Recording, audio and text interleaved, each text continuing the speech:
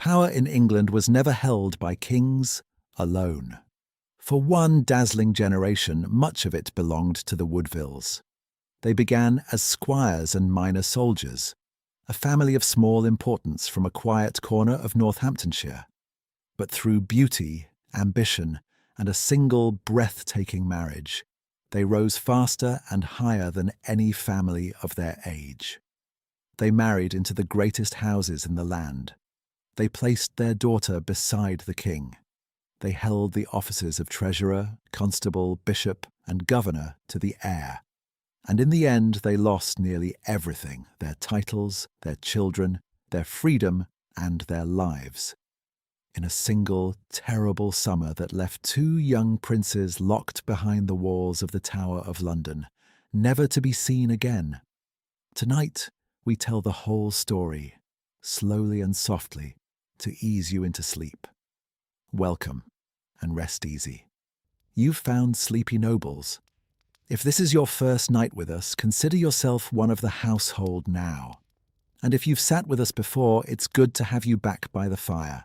So lower the lights, rest your head, and let the cares of the day fall away. Tonight, we quietly open the doors of the House of Woodville and tell their whole story, their rise, their power, and their place in history, unhurried and gentle to carry you softly into sleep. In the early years of the 15th century in the county of Kent, a boy was born into a family of no great distinction. His name was Richard Woodville, and his birthplace was the quiet town of Maidstone, nestled along the banks of the River Medway. His father, also called Richard, was a soldier and a servant, a man who had served the crown faithfully but without glamour, holding posts in Normandy and England as the trusted aide of powerful lords. The elder Richard had once served as chamberlain to John of Lancaster, the Duke of Bedford, one of the younger brothers of King Henry V. It was steady, dependable work, the kind of service that earned a man modest lands and a modest reputation, but left him well below the line that separated the gentry from the true aristocracy. The younger Richard, born around the year 1405, inherited his father's strong frame and soldierly temperament. But he also seems to have inherited something else, a physical presence that set him apart from other men. In time, he would be described as the handsomest man in England, a phrase that appeared in chronicles and court gossip alike. And while we should take such flattery with a measure of caution, the fact that multiple sources repeat the description suggests there was something to it. Richard Woodville was tall, well-made, and carried himself with the confidence of a man born to fight. And fight he did. By the late 1420s, the young Woodville was serving as a captain in France, where England still held vast territories won during the reign of Henry V. The great victory at Agincourt in 1415 had secured England's position on the continent, and in the decades that followed, soldiers like Richard Woodville were needed to garrison castles, patrol borders, and keep the uneasy peace that followed the Treaty of Troyes. There is some tradition that Richard himself was present at Agincourt. One account claims he carried the king's lucky talisman, a squirrel's tail tied to a lance, within sight of the royal standard throughout the battle. However, later scholars have argued convincingly that this story belongs to his father, the elder Richard, who served Henry V as a squire. The confusion of two men with the same name serving in the same theatre of war is an easy mistake for chroniclers to make, and we should note the uncertainty here rather than present it as settled. What we can say with confidence is that the younger Richard distinguished himself in the French wars. He served under some of the greatest English commanders of his generation, under the Duke of Suffolk in 1435 and 1436, under the Earl of Somerset and the Earl of Shrewsbury in 1439, and under the Duke of York himself in 1441 and 1442, when he was made captain of the garrison at Alençon and given the rank of Knight Banneret, a title awarded for bravery on the field. He was a soldier's soldier, reliable, brave, and physically imposing. and his career in France brought him into the orbit of the highest lords in the land. Among them was John of Lancaster, the Duke of Bedford, the very man his father had once served. Bedford was the brother of Henry V and the regent of France on behalf of the infant Henry VI. He was one of the most powerful men in Christendom, governing England's French territories from his court in Rouen, and his household was a world of ceremony, diplomacy, and danger. It was in this world that Richard Woodville's story took its first extraordinary turn. The Duke of Bedford had married twice. His first wife, Anne of Burgundy, died of plague in 1432, and in 1433 the aging Duke took a second bride, a young woman of 17 named Jacquetta, from the ancient and noble House of Luxembourg. She was a duchess by marriage, a cousin to the Holy Roman Emperor by blood, and she was breathtakingly far above the station of any Woodville who had ever lived. Their worlds should never have overlapped in any way that mattered, but they did, and when they did, the history of England was never quite the same. Richard Woodville returned to England from time to time, and his career continued to grow in quiet, steady ways. In 1448, King Henry VI created him Baron Rivers, a recognition of his long service and his growing importance. He was appointed a Lieutenant of Calais, Warden of the Cinque Ports, and given responsibilities that placed him at the edges of the English nobility without quite letting him in. He was a man on the threshold, respected for his sword and his service, but still considered by the ancient families who guarded the inner circle as something of an outsider. The Woodvilles were gentry, not aristocrats. They held land in Northamptonshire at the manor of Grafton Regis, and they had done well enough for a family of their station. But they were not Nevilles. They were not Percys. They were not Beauforts or Hollands or Mowbrays. They were, in the blunt language of the old nobility, upstarts, a word that would follow them for the rest of their days. And yet, by the time Richard Woodville entered his middle years, the foundations of something remarkable had already been laid, because the most important event of his life had not happened on a battlefield or in a council chamber. It had happened in a chapel, in secret, several years earlier, when he married a woman so far above him in rank that the match was considered scandalous by every standard of the age. Her name was Jacquetta of Luxembourg, and she would change everything. But before we turn to Jacquetta, it is worth pausing for a moment to consider the world in which Richard Woodville had grown up, the world that shaped him and that he, in turn, would help to reshape. The England of the early 15th century was a kingdom that had recently tasted glory. Henry V, one of the most brilliant warrior kings in English history, had led his army to the miraculous victory at Agincourt in 1415 and had secured, through the Treaty of Troyes, the promise that his son would inherit both the English and the French crowns. It was a vision of breathtaking ambition, an English king who would rule over both sides of the Channel, and it intoxicated the English court and the English people alike. But Henry V died young in 1422, leaving behind an infant son, Henry VI, and a dream that was already beginning to unravel. The Regency government that ruled on the baby king's behalf was divided and fractious, and the French territories that Henry had won at such cost began to slip away, piece by piece, year by year. The men who fought to hold those territories, soldiers like Richard Woodville, were the inheritors of a fading dream, waging a war that grew more hopeless with every passing season. It was in this atmosphere of slow decline that Richard built his reputation. He was not a man of grand strategy or political vision. He was a practical soldier, a captain who led his men competently, who survived the brutal realities of medieval warfare, and who earned the respect of his superiors through steady, reliable service. He jousted magnificently in London on more than one occasion, drawing admiration from the court and the common people alike. The chronicles record his appearances at tournaments with a warmth that suggests he was a popular figure, the kind of man whose physical prowess and personal charm made him welcome in any company, even if his bloodline did not quite entitle him to be there. And it was precisely this combination, the charm, the good looks, the martial skill, and the lack of distinguished birth, that made what happened next so astonishing. To understand the Woodville family, to truly understand how they rose so high and fell so far, you must begin with Jacquetta. She is the hinge on which the entire story turns. Without her, the Woodvilles remain what they were, a minor military family from Northamptonshire, producing capable soldiers and modest landholders, generation after generation, until they vanish from the pages of history entirely. With her, they become something altogether different. She brought them blood, she brought them beauty, and she brought them a legend.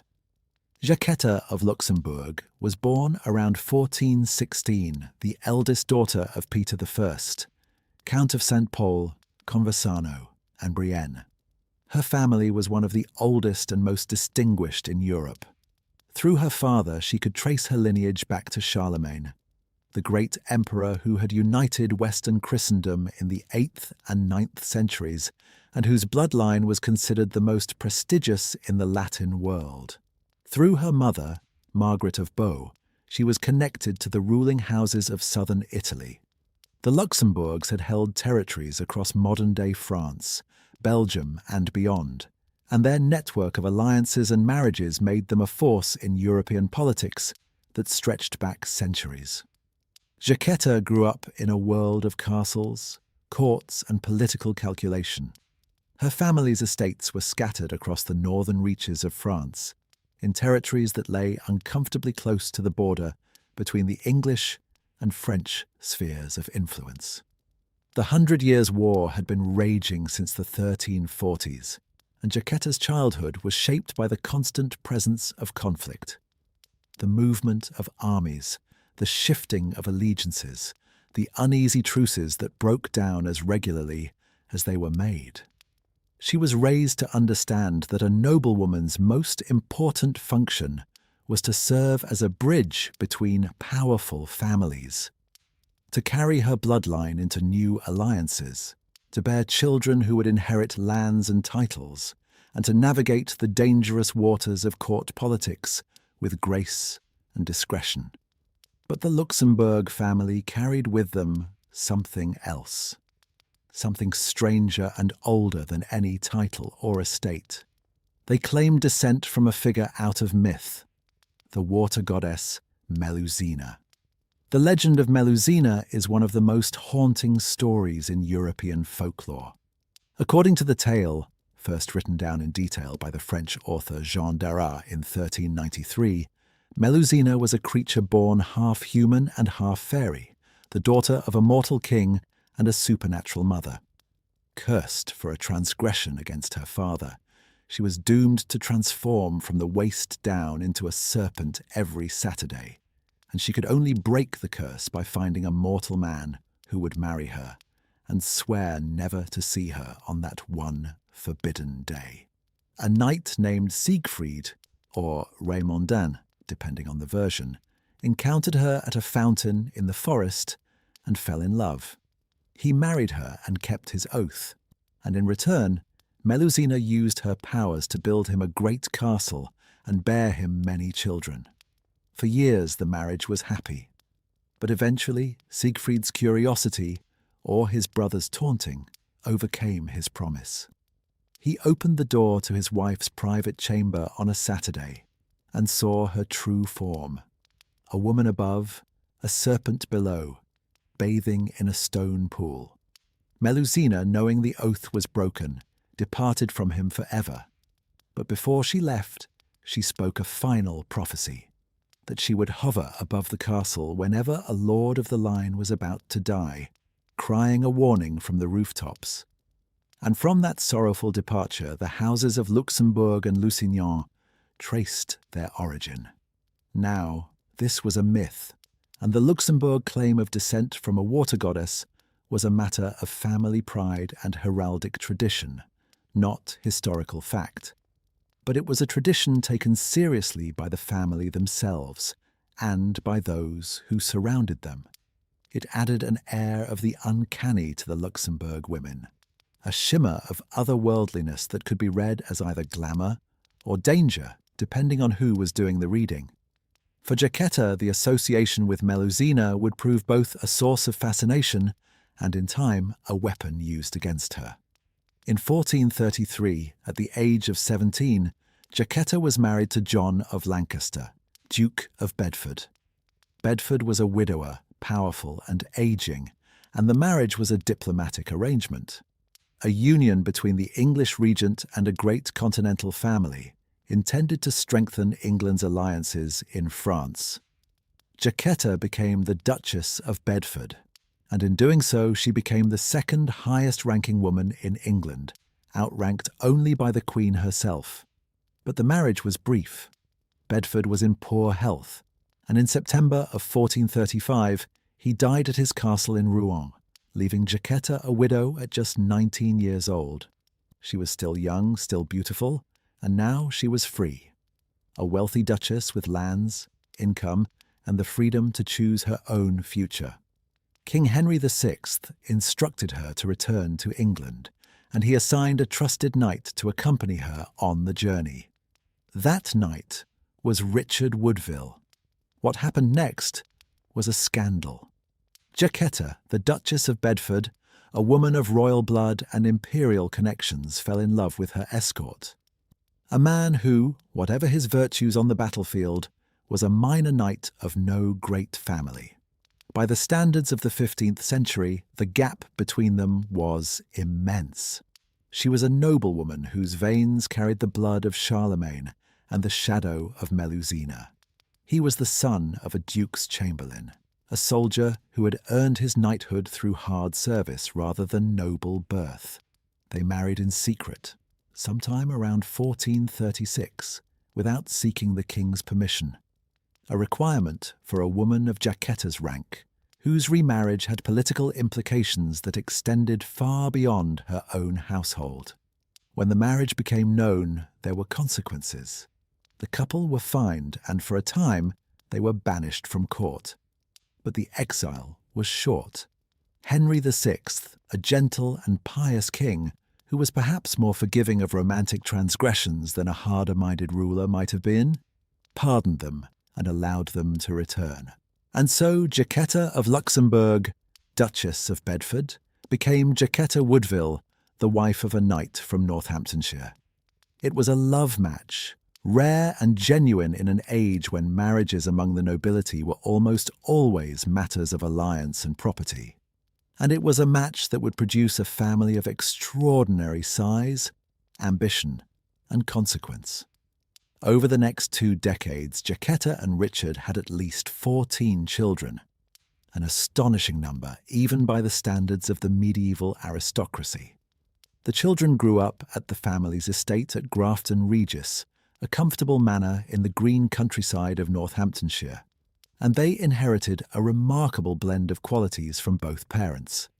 From their father, they took physical beauty, martial ability, and the restless ambition of a family that had always been just outside the inner circle. From their mother, they took something rarer, a connection to European royalty, a claim to ancient blood, and an air of refinement and learning that set them apart from the rough and tumble English gentry into which they had been born. The eldest daughter was Elizabeth. She would become the most famous of them all. Among the sons, the most notable were Anthony, who was born around 1440 and would grow into one of the most cultured men in England. John, who would become infamous for a marriage that shocked the nation. Edward, who would become a daring soldier and adventurer. Richard, who would carry the family title into its final generation. And Lionel, who would enter the church and rise to become Bishop of Salisbury. Among the daughters, Catherine, Anne, Margaret, Mary, Jacquetta, and Eleanor were all, in time, married into noble families. a program of marital advancement that would prove both the family's greatest achievement and the source of their deepest troubles. But all of that lay ahead. In the 1440s and 1450s, the Woodville children were simply growing up. A large, lively household in a quiet corner of England, their mother's Luxembourg blood running through their veins alongside their father's soldier's grit. They could not have known, as they played in the gardens of Grafton Regis, that they were growing up in the last years before a civil war that would tear England apart and carry their family to the very summit of power. The England into which the Woodville children were born was a kingdom in trouble. Henry VI, who had come to the throne as an infant in 1422, had grown into a pious, gentle, and deeply ineffective king. He founded colleges and prayed devoutly, but he had little aptitude for the hard business of ruling, for managing ambitious nobles, balancing competing factions, and projecting the strength that a medieval king needed to survive. His court was dominated by favourites, his treasury was empty, and the vast English territories in France, won at such cost by his father, were slipping away year by year. The loss of France was a wound that the English nobility felt keenly. Normandy, which had been under English control for decades, fell in 1450. Gascony, the last great English territory on the continent, was lost in 1453. The men who had fought in France, and the families who had invested blood and treasure in the French wars, watched in bitter frustration as their gains were frittered away by a king who seemed more interested in founding chapels than in defending his inheritance. The anger was deepened by a sense of personal loss. Many English soldiers and captains had died in France, and their sacrifices now seemed to have been in vain. Henry VI's personal failings made matters worse. In 1453, the king suffered a complete mental breakdown, a catatonic episode that left him unable to speak, to move, or to recognize the people around him. For more than a year, Henry was essentially absent from the world, sitting in silence while his queen, Margaret of Anjou, and his councillors struggled to hold the government together. The breakdown raised terrible questions about the king's fitness to rule, and it opened the door to the ambitions of Richard, Duke of York. York was a man of considerable ability and impeccable lineage. Through his mother, Anne Mortimer, he was descended from Lionel, Duke of Clarence, the second surviving son of Edward III, which gave him a claim to the throne that was, by strict rules of inheritance, arguably stronger than Henry's own. Henry's Lancastrian dynasty traced its descent from John of Gaunt, the third surviving son of Edward III, meaning that York's line was senior. For years, York had suppressed this claim, serving as the king's lieutenant in France and in Ireland with outward loyalty. But as Henry's government crumbled, York's patience ran out. By the late 1450s, the discontent had hardened into something more dangerous. The great noble families of England were choosing sides, dividing into two broad factions that would come to be known centuries later as the Houses of Lancaster and York. The Lancastrians supported Henry VI, the anointed king. The Yorkists supported the Duke of York and, later, his son Edward. The conflict that followed, the Wars of the Roses, would last, on and off, for more than 30 years, and would reshape the English aristocracy entirely. The Woodvilles in these early years were Lancastrians. Richard Woodville, now Baron Rivers, had spent his career in the service of Lancastrian lords, and his loyalty to King Henry was both natural and firm. In 1459, when a Yorkist force under the Earls of Salisbury, Warwick, and March launched a daring raid on the port of Sandwich, Rivers and his son Anthony were among those captured in the surprise attack. The Yorkist lords mocked their prisoners openly. The young Earl of March, the future Edward IV, reportedly ridiculed Richard Woodville's low birth to his face, a humiliation that the Woodvilles would not forget. It was a bitter foretaste of the contempt that would follow the family for the rest of their days. In 1461, the Wars of the Roses reached their first great crisis. The Battle of Towton, fought on a freezing March day in Yorkshire, was the bloodiest battle ever fought on English soil.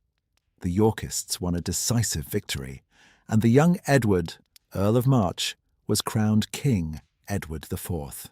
Henry VI and his queen, Margaret of Anjou, fled into exile. The Lancastrian cause, for the moment, was lost. For the Woodvilles, Towton was a moment of reckoning. Richard and Anthony had fought on the Lancastrian side, and they now found themselves on the wrong side of a new political reality. But Richard Woodville was, above all, a practical man. He had survived the French wars. He had survived the scandal of his marriage to Jacquetta, and he was not about to throw away his family's future on a lost cause. By 1463, he had submitted to the new king and been accepted into Edward IV's council. The transition was handled quietly, without fanfare, and it said something important about both men. Edward was willing to forgive former enemies if they were useful, and Rivers was willing to swallow his pride if it meant protecting his family. Meanwhile, Elizabeth Woodville, the eldest daughter, now in her mid-20s, had been living through her own private crisis. In her early teens, probably around 1452, she had married Sir John Grey of Groby, a Leicestershire knight from a respectable but not particularly distinguished family. They had 2 sons together, Thomas and Richard, and by all accounts the marriage was a conventional one. A union of minor gentry, unremarkable in every way except for what came after. Sir John Grey was a Lancastrian.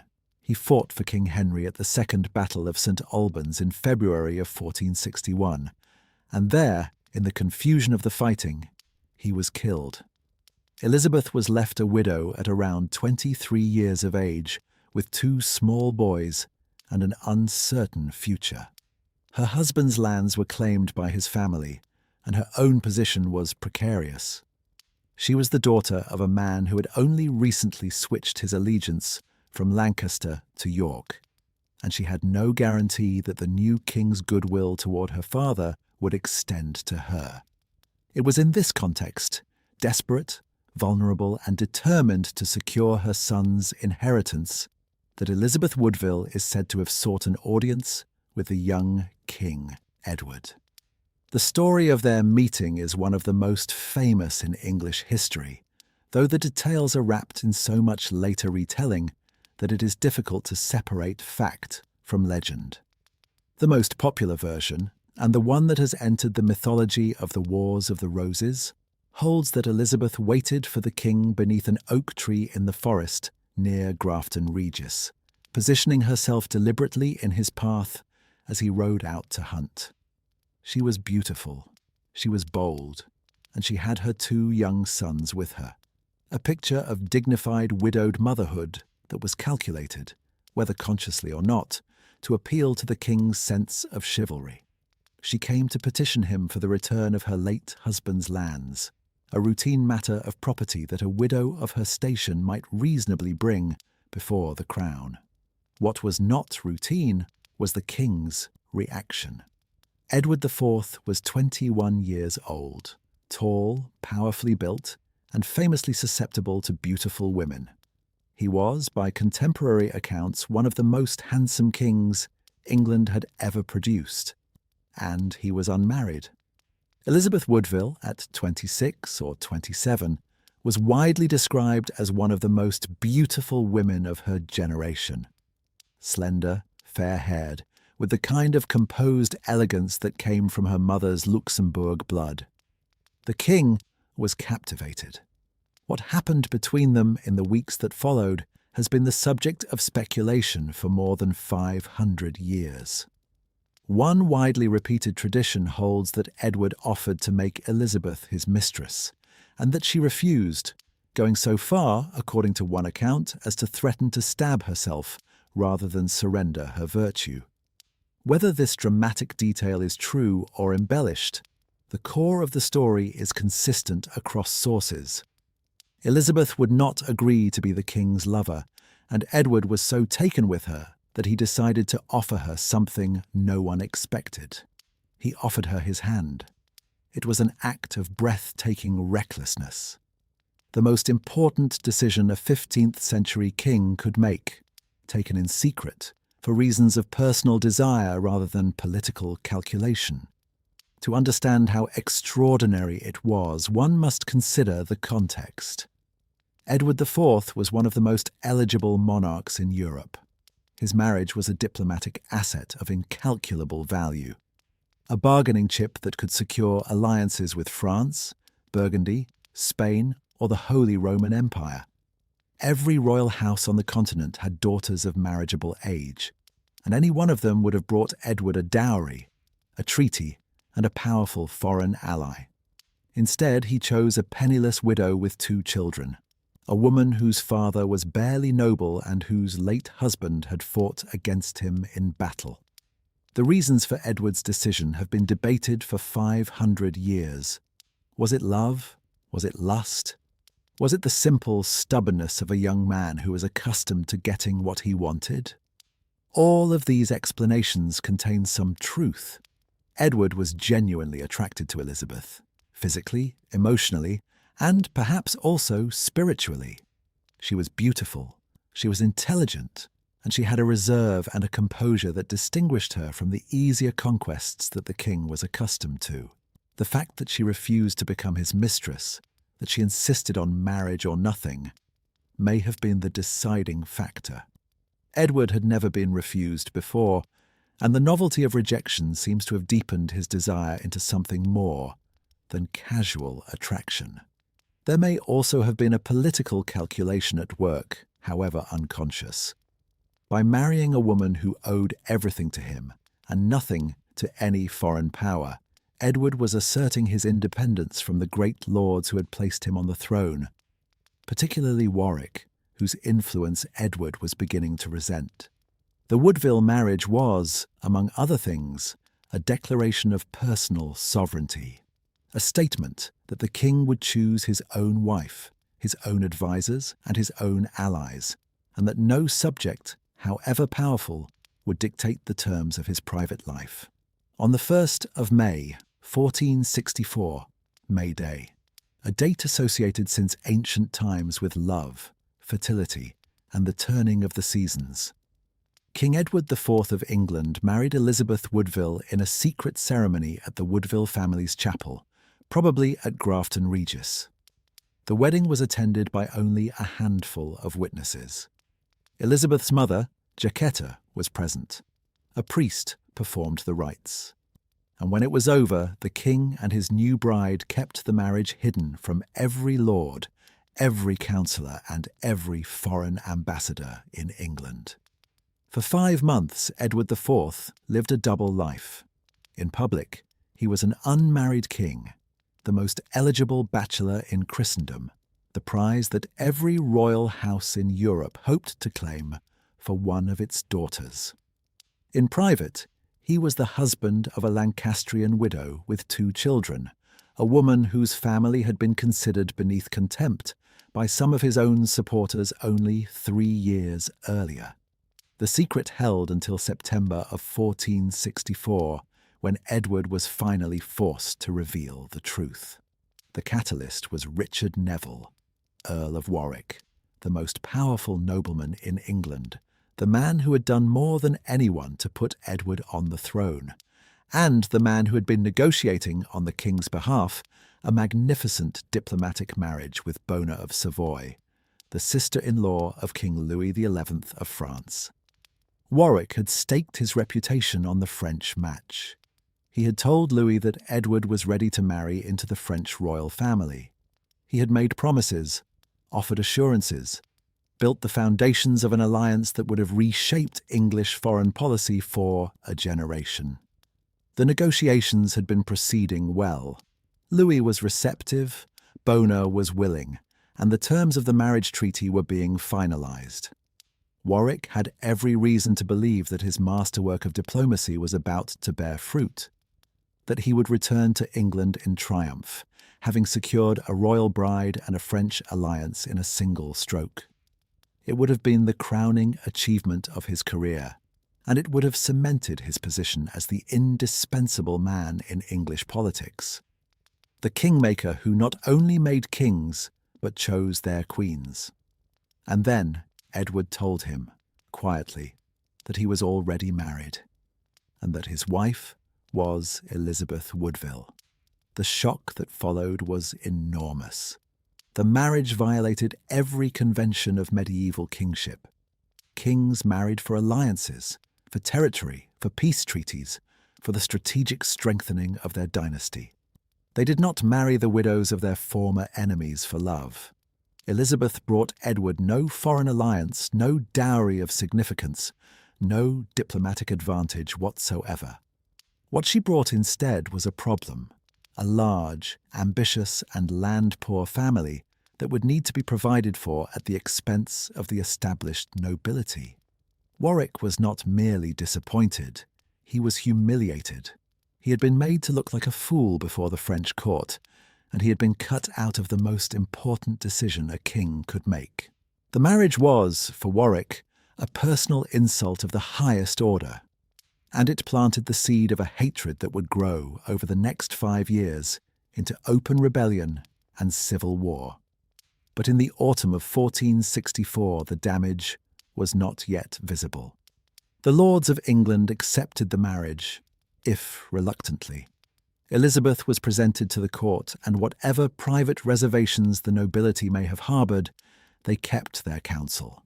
The new queen was strikingly beautiful, composed and dignified, and she carried herself with a quiet authority that silenced some of the whispers, at least for a time. On the 26th of May, 1465, Elizabeth Woodville was crowned Queen of England at Westminster Abbey in a lavish ceremony. The coronation was a deliberate display of magnificence, designed to stamp the new queen's authority on the court and the country. She processed through the streets of London in a litter draped in cloth of gold, her fair hair falling loose around her shoulders in the traditional style of a queen, and the crowds who lined the route saw a woman who looked every inch the part. Whatever her origins, Elizabeth Woodville had arrived, and she intended to stay. The coronation was followed by the birth of the couple's first child, a daughter named Elizabeth, born in February of 1466. She would grow up to become Elizabeth of York, the wife of Henry VII and the mother of Henry VIII, a girl whose blood would carry the Woodville line into the Tudor dynasty and, through it, into the veins of every English monarch who followed. But on the day of her birth, she was simply the king's first child, a healthy daughter welcomed with joy, though not with the wild celebration that would have greeted a son. The marriage, for all its controversy, appeared to be a genuine love match. Edward and Elizabeth seemed to have been devoted to one another, and over the next 18 years, Elizabeth would bear the king 10 children, 7 daughters and 3 sons. Their union was physically passionate, emotionally close, and politically productive. But the cost of that union, the price the country would pay for a king who married for love rather than strategy, was already beginning to mount. With Elizabeth on the throne, the Woodville family embarked on the most extraordinary program of social advancement that 15th century England had ever seen. Within the space of 2 or 3 years, almost every one of Elizabeth's brothers and sisters was married into the highest ranks of the English aristocracy, matches that would have been unthinkable before the royal wedding, and that, taken together, amounted to a complete transformation of the family's position in English society. The marriage program was not merely ambitious, it was systematic. Elizabeth and her parents had understood, from the moment the royal marriage was revealed, that the family's position was precarious. They had been elevated overnight from the fringes of the gentry to the innermost circle of power, and they knew that their enemies, Warwick chief among them, would work tirelessly to push them back down. The only way to secure their position was to weave themselves so deeply into the fabric of the English nobility that they could not be removed without tearing the whole fabric apart. Marriage was the loom, and they worked it with extraordinary speed and efficiency.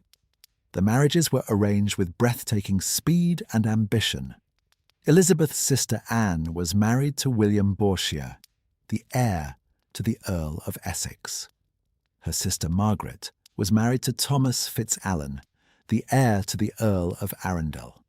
Her sister Mary was married to William Herbert, who would become the second Earl of Pembroke. Her sister Jacquetta was married to John Lestrange, Baron Strange of Knockin.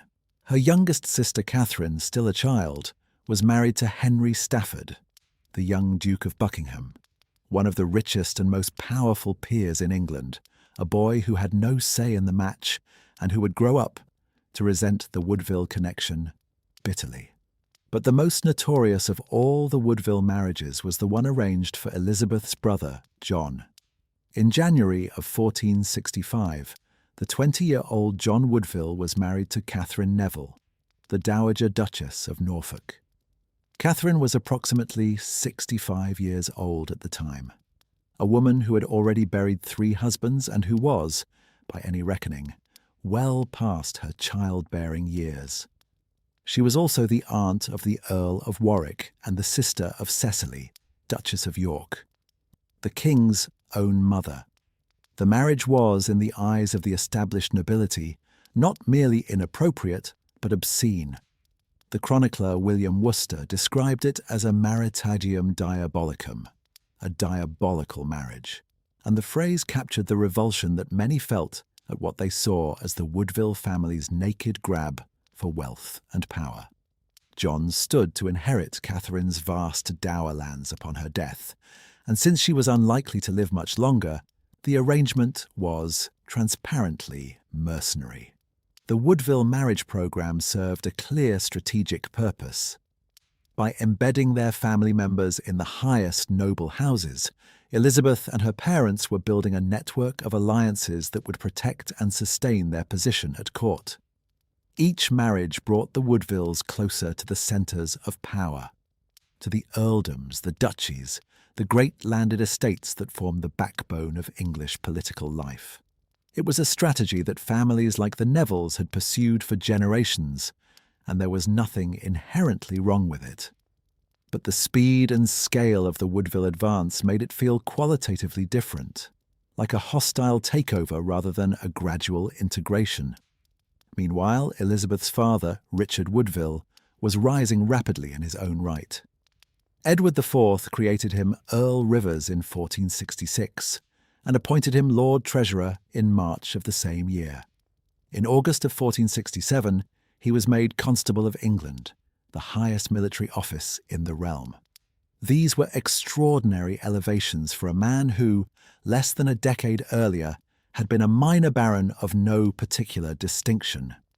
Rivers now stood at the very summit of English political life, second only to the king himself in formal authority. The older nobility watched all of this with mounting fury. To men like Warwick, who had spent years and shed blood to put Edward on the throne, and who considered himself the king's chief advisor and closest ally, the rise of the Woodvilles was intolerable. Warwick saw his own influence shrinking as the Woodvilles expanded theirs. He had planned to marry his nephew George, the Duke of Clarence, to Anne Holland, the heiress to the earldom of Exeter, a match that would have extended Neville power into yet another great estate. But Elizabeth intervened, securing Anne Holland's marriage to her own eldest son from her first marriage, Thomas Grey, instead. It was a direct slap in Warwick's face, and he felt it keenly. The Woodvilles were not merely advancing, they were advancing at Warwick's expense. And Warwick, who had earned the nickname the Kingmaker for his role in placing Edward on the throne, was not a man who accepted being sidelined gracefully.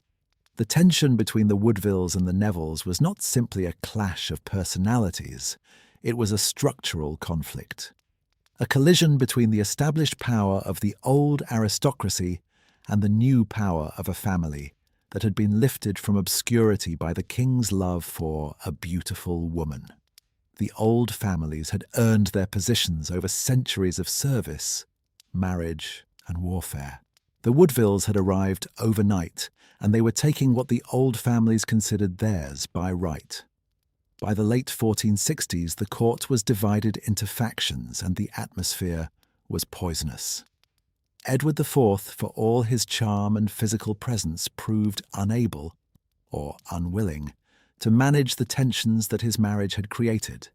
He loved Elizabeth, he supported her family, and he seems to have seen no reason why his father-in-law should not be Earl Rivers, or why his brothers-in-law should not marry into the highest nobility.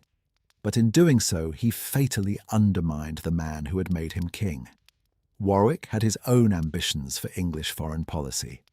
He favoured an alliance with France, cemented by a royal marriage to Bona of Savoy, and Edward's secret marriage had destroyed that plan. Now, the king was pursuing a different course entirely, allying with Burgundy rather than France, and the Woodvilles were firmly behind the Burgundian connection. Elizabeth's brother Anthony jousted magnificently against the bastard of Burgundy in a famous tournament in 1467, strengthening the Anglo-Burgundian relationship that Warwick despised. Everything the Woodvilles did seemed designed, whether intentionally or not, to diminish Warwick's position and enlarge their own. Something had to give.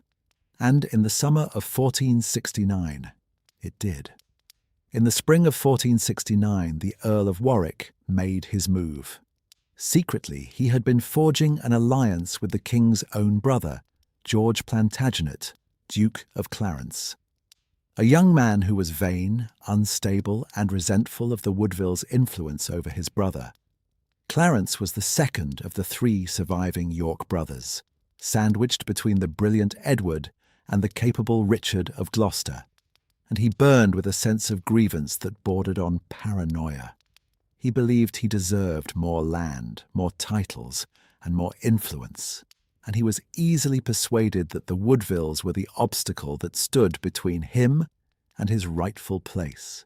Warwick promised Clarence the prospect of the throne itself, or at least the prospect of displacing Edward, and sealed the bargain by marrying his eldest daughter, Isabel Neville, to the Duke. The wedding took place in Calais in July of 1469, in deliberate defiance of the king's wishes.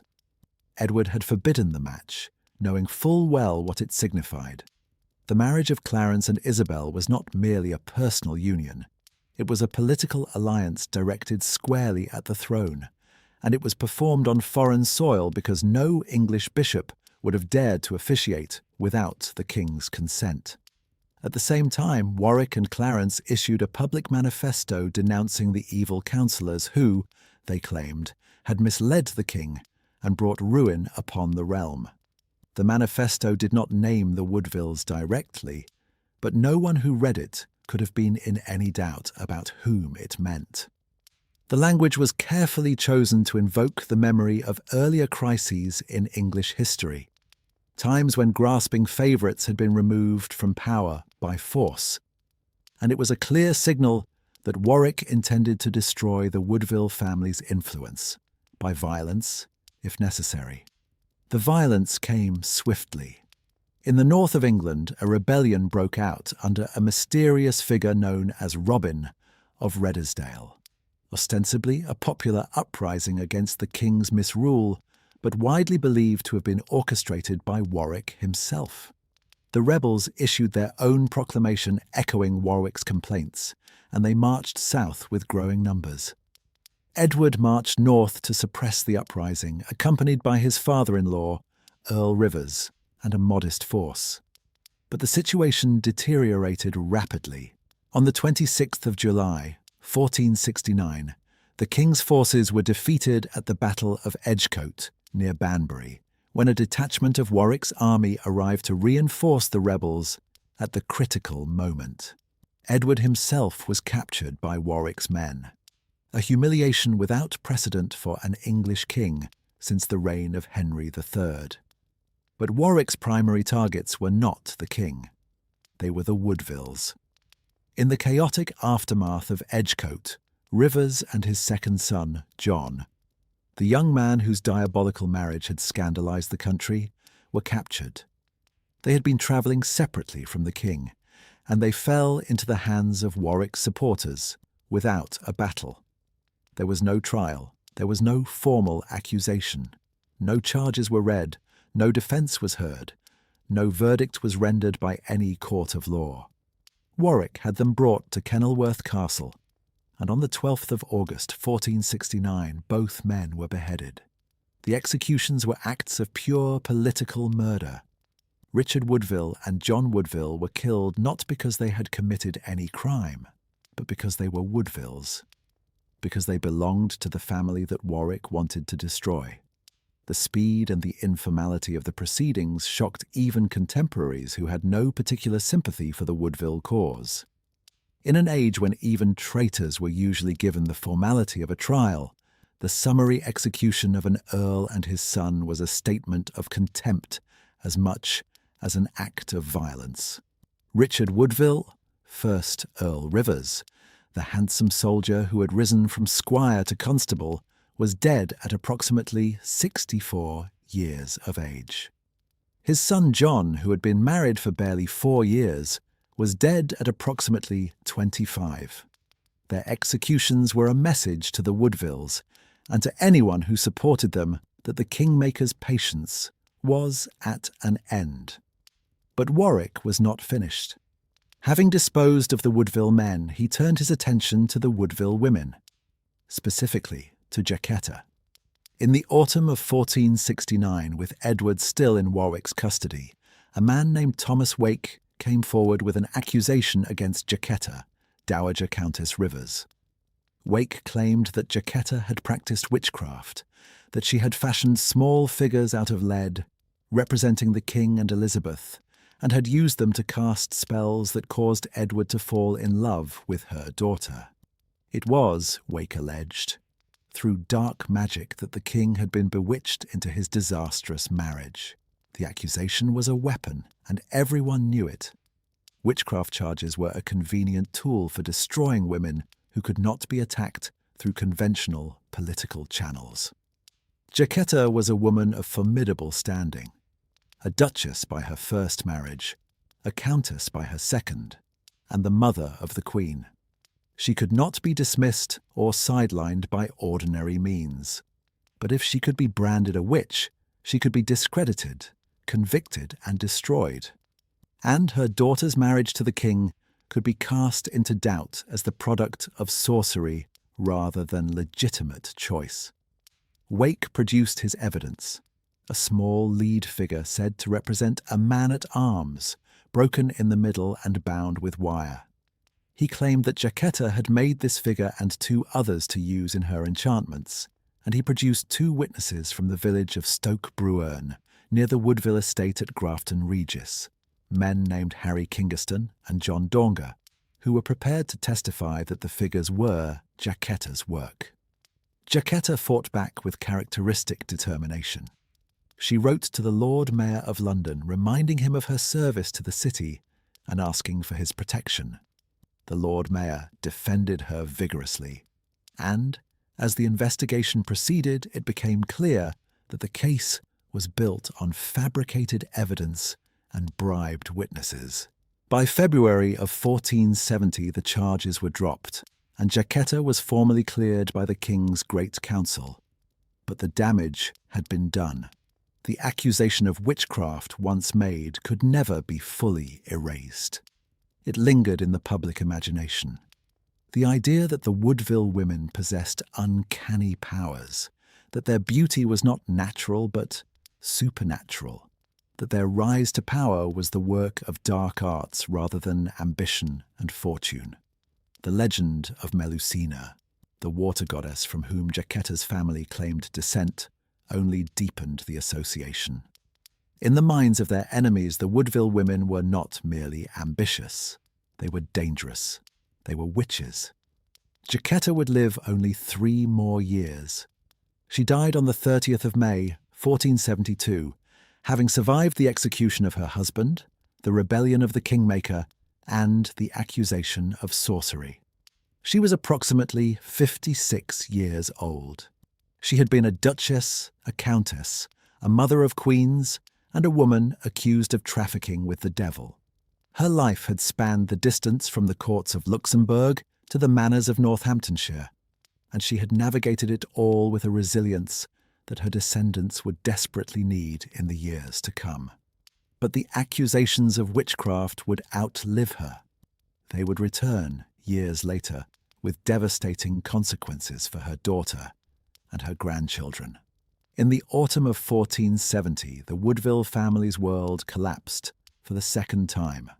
Warwick, having failed to rule England through a captive Edward IV, had taken the extraordinary step of abandoning the Yorkist cause entirely. He crossed the English Channel, made peace with his former enemy, Margaret of Anjou, the deposed Lancastrian queen, and together they launched an invasion of England. In September of 1470, Warwick landed on the English coast with a French-backed army. Edward IV, caught off guard and outnumbered, was forced to flee the country. He escaped by ship to Burgundy, leaving behind his wife, his mother, and his 3 young daughters. Elizabeth Woodville was at the Tower of London when news of her husband's flight reached her. The Tower, which served as both a royal residence and a fortress, was no longer safe. Warwick's forces were closing in on London, and Henry VI was about to be restored to the throne. Elizabeth had to move quickly. On the 1st of October, 1470, under cover of darkness, Elizabeth Woodville slipped out of the Tower with her 3 daughters, Elizabeth, Mary, and Cecily, and made her way through the nighttime streets of London to Westminster Abbey. There she claimed the ancient right of sanctuary, the privilege, granted by custom and by charter, that anyone within the walls of the Abbey was under the protection of the Church and could not be seized by secular authority. It was a desperate measure, the last resort of a woman who had been a queen and was now, overnight, a fugitive. The journey through the dark streets must have been terrifying. Elizabeth was heavily pregnant, she was expecting her 4th child, and she was accompanied by 3 small girls, the eldest of whom was only 4 years old. The streets of medieval London were dangerous at the best of times, and these were not the best of times. The city was in turmoil, with Warwick supporters celebrating in the taverns and Yorkist loyalists keeping to their houses in fear. Elizabeth and her little group made their way westward along the river, past the dark bulk of the great houses and the silent wharves, until they reached the sanctuary of the Abbey. Elizabeth's mother, Jacquetta, accompanied her into sanctuary, and together the 2 women settled into the cramped quarters that the Abbey could provide. The rooms were not designed for a queen and her household. They were small, dark, and cold, the lodgings of fugitives, not royalty. Elizabeth's servants had broken through the Abbey walls in order to bring in furniture, chests, and other household goods, a detail that captures the chaos and urgency of the moment. A local butcher named John Gould is recorded as having supplied the Queen's household with meat during her time in sanctuary, a humble detail that speaks to the reduced circumstances in which the former Queen now found herself. And it was here, in these unlikely surroundings, that something remarkable happened. On the 2nd of November, 1470, Elizabeth Woodville gave birth to a son. The boy was baptized Edward, a name that was both a tribute to his absent father and a statement of Yorkist defiance. He was the future Edward V, born not in a palace but in a sanctuary, the child of a queen in hiding. The abbot of Westminster and the prior of the Abbey served as godfathers, and the christening took place within the Abbey walls. A modest ceremony for a prince who, in different circumstances, would have been welcomed into the world with trumpets, banners, and the full pageantry of the English court. The circumstances of the prince's birth were extraordinary by any measure. Elizabeth had entered sanctuary heavily pregnant, with her husband in exile, her father dead, and her family's future hanging by a thread. She spent the winter of 1470 to 1471 within the Abbey precincts, unable to leave, unable to influence events, and entirely dependent on the goodwill of the Church for her safety and that of her children. It was a period of enforced stillness for a woman who had spent the previous 6 years at the centre of English political life. A long, anxious wait in which every piece of news from the outside world might bring hope or despair. But the sanctuary period did not last forever. Edward IV was a man of extraordinary personal courage and resilience, and in March of 1471 he returned to England with a small Burgundian-backed force. What followed was one of the most dramatic military campaigns in English history. Edward landed in Yorkshire, gathered support as he marched south, and in a series of rapid, decisive engagements, destroyed his enemies. On the 14th of April, 1471, Edward defeated Warwick at the Battle of Barnet, fought in thick fog on the outskirts of London. The battle began before dawn, and the fog was so dense that the two armies could barely see one another. In the confusion, one of Warwick's own divisions mistook another for the enemy and attacked it, throwing the Lancastrian line into chaos. Edward, seizing the moment with the tactical brilliance that had always been his greatest gift, pressed his advantage, and Warwick's army broke. The Kingmaker himself, the man who had executed Elizabeth's father and brother, who had accused her mother of witchcraft, who had driven her into sanctuary, tried to flee the battlefield on horseback. He was pulled from his mount and killed, his armour stripped from his body by common soldiers. His corpse and that of his brother John Neville, Marquess of Montague, who had also fallen in the fighting, were displayed publicly in London for 2 days, laid out in coffins at St. Paul's Cathedral, so that the people of the city could see with their own eyes that the great Earl of Warwick was truly dead. For Elizabeth Woodville, the news of Barnet must have been bitter-sweet. The man who had murdered her father and her brother, who had destroyed her family's first era of power, had met a violent end on a muddy field in Hertfordshire. There was justice in it, the rough, medieval kind of justice that the 15th century understood. But it could not bring back the dead, and it could not undo the wounds that Warwick had inflicted on the Woodville family. 3 weeks later, on the 4th of May, Edward completed his victory at the Battle of Tewkesbury, where the last significant Lancastrian army was destroyed. The battle was fought near the Abbey town of Tewkesbury in Gloucestershire, and it was a decisive rout. The Lancastrian forces were led by Edmund Beaufort, Duke of Somerset, and by the young Edward, Prince of Wales, the 17-year-old son of Henry VI and Margaret of Anjou, who had been raised in exile in France and who was making his first and last bid for his father's throne. The prince was killed in the battle or its immediate aftermath. The circumstances of his death are disputed, with some accounts saying he fell in the fighting and others claiming he was captured and executed. And with him died the last legitimate male heir of the Lancastrian line. And on the 21st of May, Henry VI himself was found dead in the Tower of London, almost certainly murdered on Edward's orders. The official story was that Henry had died of pure displeasure and melancholy upon hearing of his son's death, but no one believed it. Henry VI, the pious, gentle, ineffectual king who had reigned for nearly 40 years, was dead, and the House of Lancaster was extinct. The Wars of the Roses, or so it seemed, were over. The House of Lancaster was destroyed, its king murdered, its prince slain, its cause extinguished. Edward IV was secure on his throne, unchallenged and triumphant, and the kingdom could breathe again. And Elizabeth Woodville, emerging from sanctuary with her infant son in her arms and her 3 daughters at her side, was once again Queen of England. The family reunited at the Palace of Westminster. Edward met his baby son for the first time. a child who had been born in hiding, christened in secret, and raised in the shadow of the Abbey for the first 5 months of his life. The little prince was presented publicly and acknowledged as the heir to the throne, and the kingdom celebrated.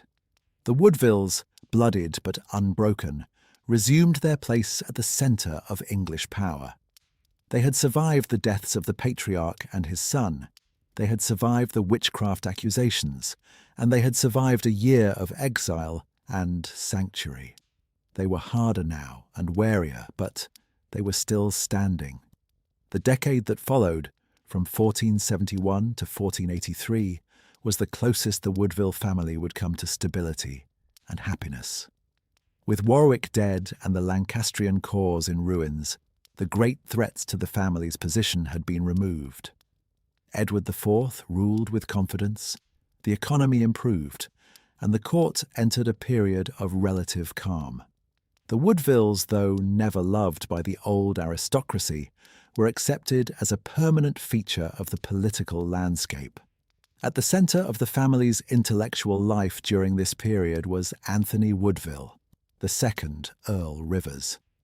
Anthony was, by any reckoning, an extraordinary man, a figure who combined the martial skills of a medieval knight with the intellectual curiosity of a Renaissance scholar.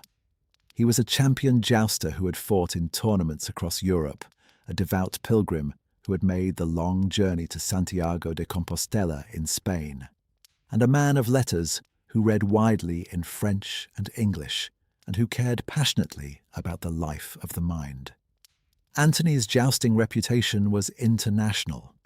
In 1467, he had fought in a celebrated tournament against Antoine, the bastard of Burgundy, in one of the great chivalric spectacles of the age. The tournament was held in London, at Smithfield, and it drew spectators from across Europe. The two Anthonys, one English, one Burgundian, fought over several days, first on horseback with lances, and then on foot with swords and axes. The contest ended inconclusively when the king intervened to stop the fighting, but Anthony's performance earned him widespread admiration and helped to cement the Anglo-Burgundian alliance that Edward IV was cultivating as a counterweight to France. But it was Anthony's intellectual pursuits that set him apart from the rough and ready knights of his generation. He was a reader, a thinker, and a man who believed that the wisdom of the ancients had practical value for the present.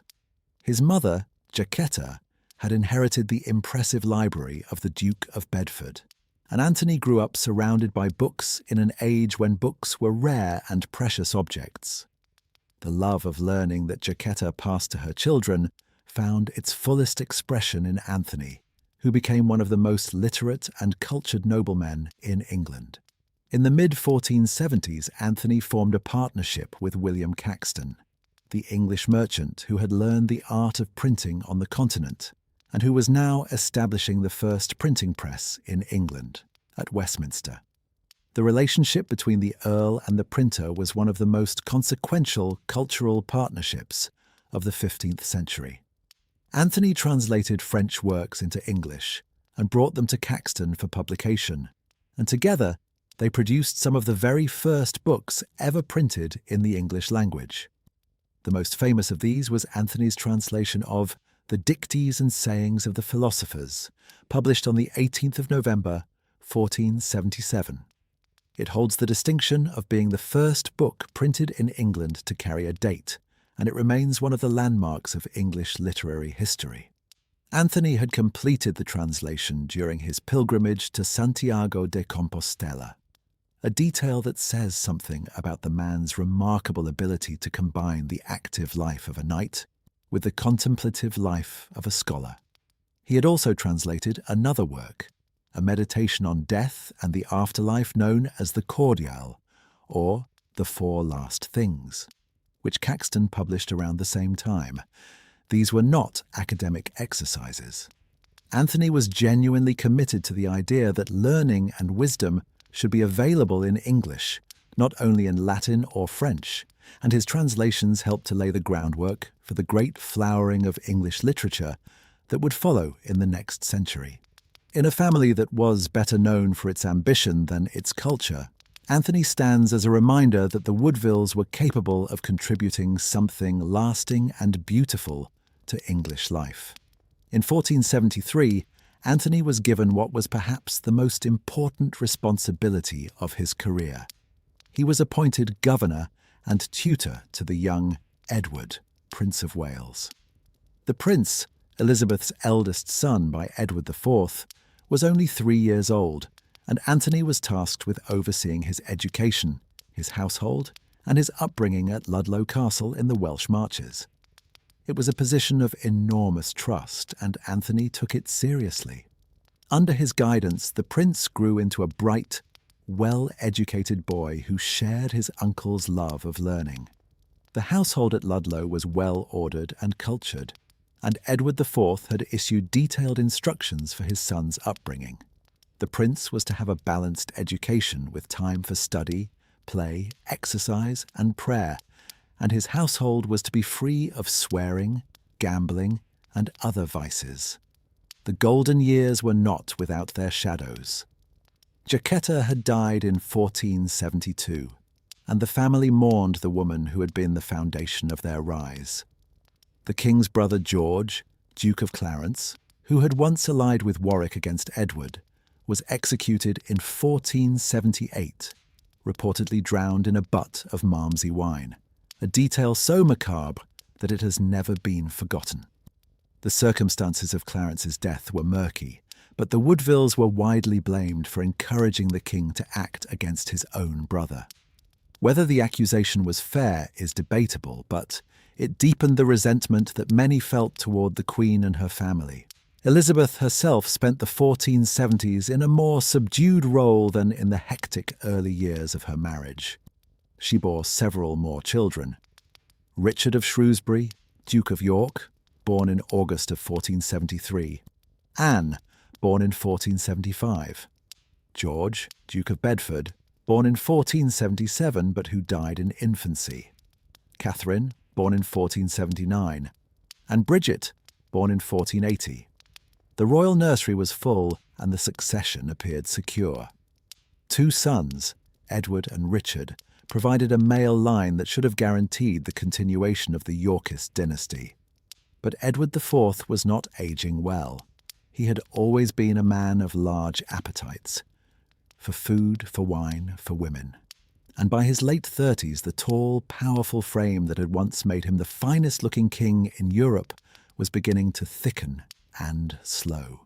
He was still only 40 years old, but he was not the man he had been. The golden years were drawing to a close, and no one in the Woodville family could have guessed how suddenly and how violently the end would come.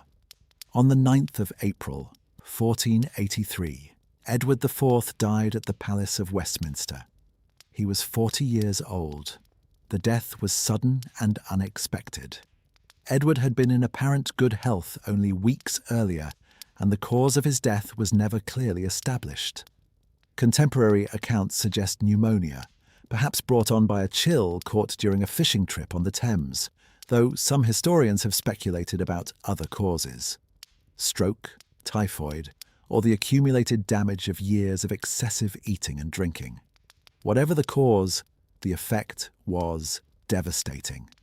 England lost its king, and the Woodville family lost the one man who had stood between them and their enemies. Edward's decline, in retrospect, had been visible for some time. The tall, athletic king who had won the throne at the Battle of Towton, the man whose physical beauty had been the talk of Europe in the 1460s, had given way to a bloated, over-indulgent figure whose appetites were no longer balanced by the vigorous exercise of his youth. He ate and drank to excess. He maintained a string of mistresses, the most famous of whom was Jane Shore, a goldsmith's wife whose wit and beauty made her one of the best-known women in London. He had grown heavier with each passing year, and by his late 30s the strain on his body was beginning to show. But no one expected him to die. Edward was only 40, an age at which most medieval kings were still in the prime of their reign. His sudden illness which seems to have struck in late March or early April of 1483, caught everyone off guard, including the king himself. On his deathbed, Edward made a desperate attempt to reconcile the feuding factions at his court, calling the leading lords to his bedside and urging them to set aside their differences for the sake of his young son. According to the chronicler Thomas More, the dying king specifically tried to make peace between the Woodvilles and the other lords, recognizing that the quarrels that had festered throughout his reign would explode into open conflict the moment he was gone. It was a futile effort. The hatreds were too deep, the stakes too high, and the king's death too sudden for any deathbed reconciliation to hold.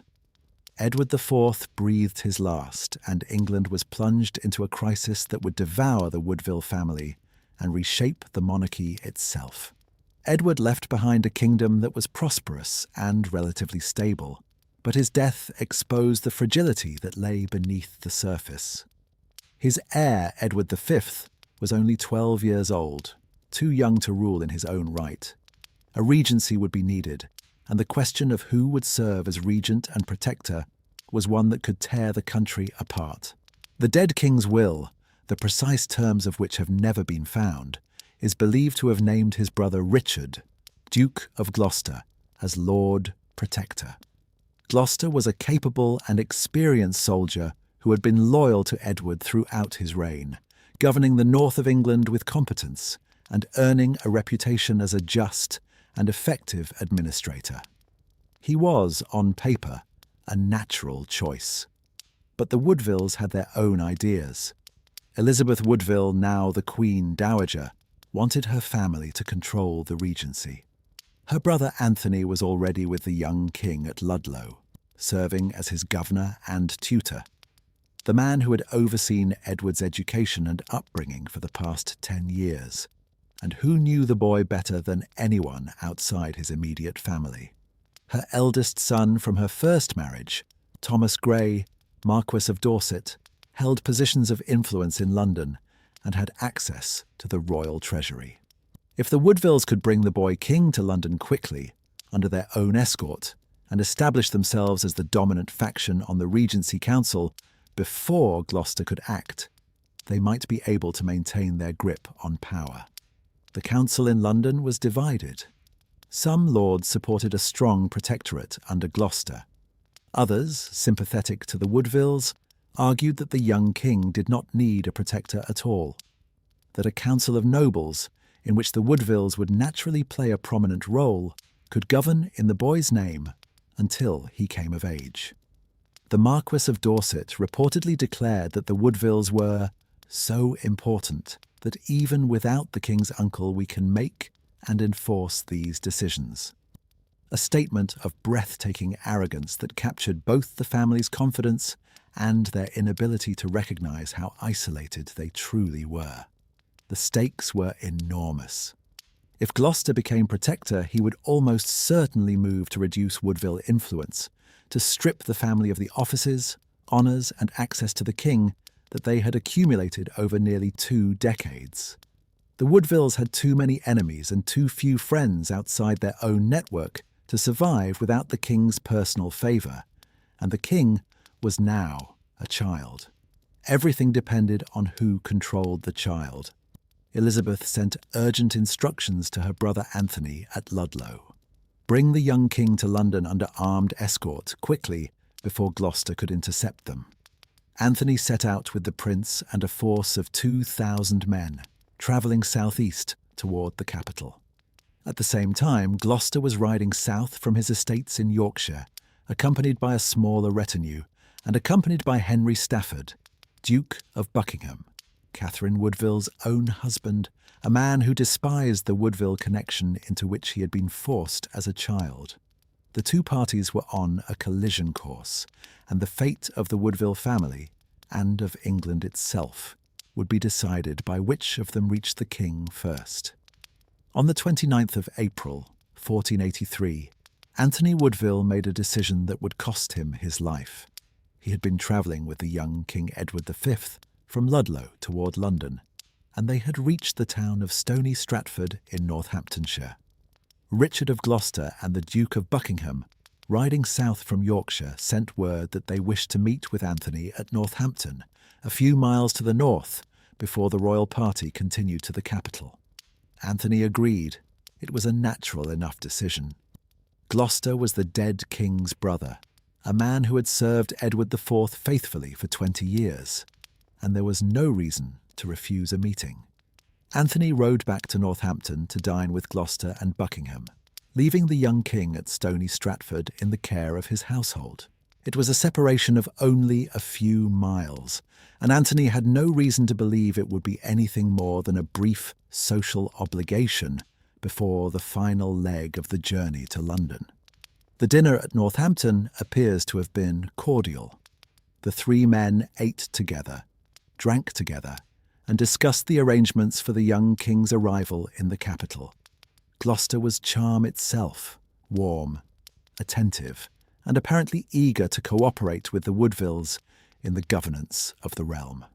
Anthony had no reason to suspect treachery. Gloucester had always been loyal to Edward IV, and there was no open breach between them. If Anthony felt any unease, he did not show it. The three men retired for the night in apparent harmony. The next morning, everything changed. When Anthony rose on the 30th of April, he found that the inn was surrounded by Gloucester's men. He was arrested, along with his nephew, Sir Richard Grey, Elizabeth's younger son from her first marriage, and the king's chamberlain, Sir Thomas Vaughan. Gloucester told them they were accused of plotting to ambush and destroy him. The charge was almost certainly fabricated, but it did not matter. Anthony, Grey, and Vaughan were prisoners. Gloucester then rode to Stony Stratford, where the 12-year-old Edward V was waiting. The Duke knelt before the boy, assured him of his loyalty, and informed him that his uncle Anthony and his half-brother Richard Grey had been conspiring against the Protector's life. The boy, bewildered and frightened, had no choice but to accompany Gloucester to London. He was, in effect, a prisoner, though the fiction of his kingship was maintained.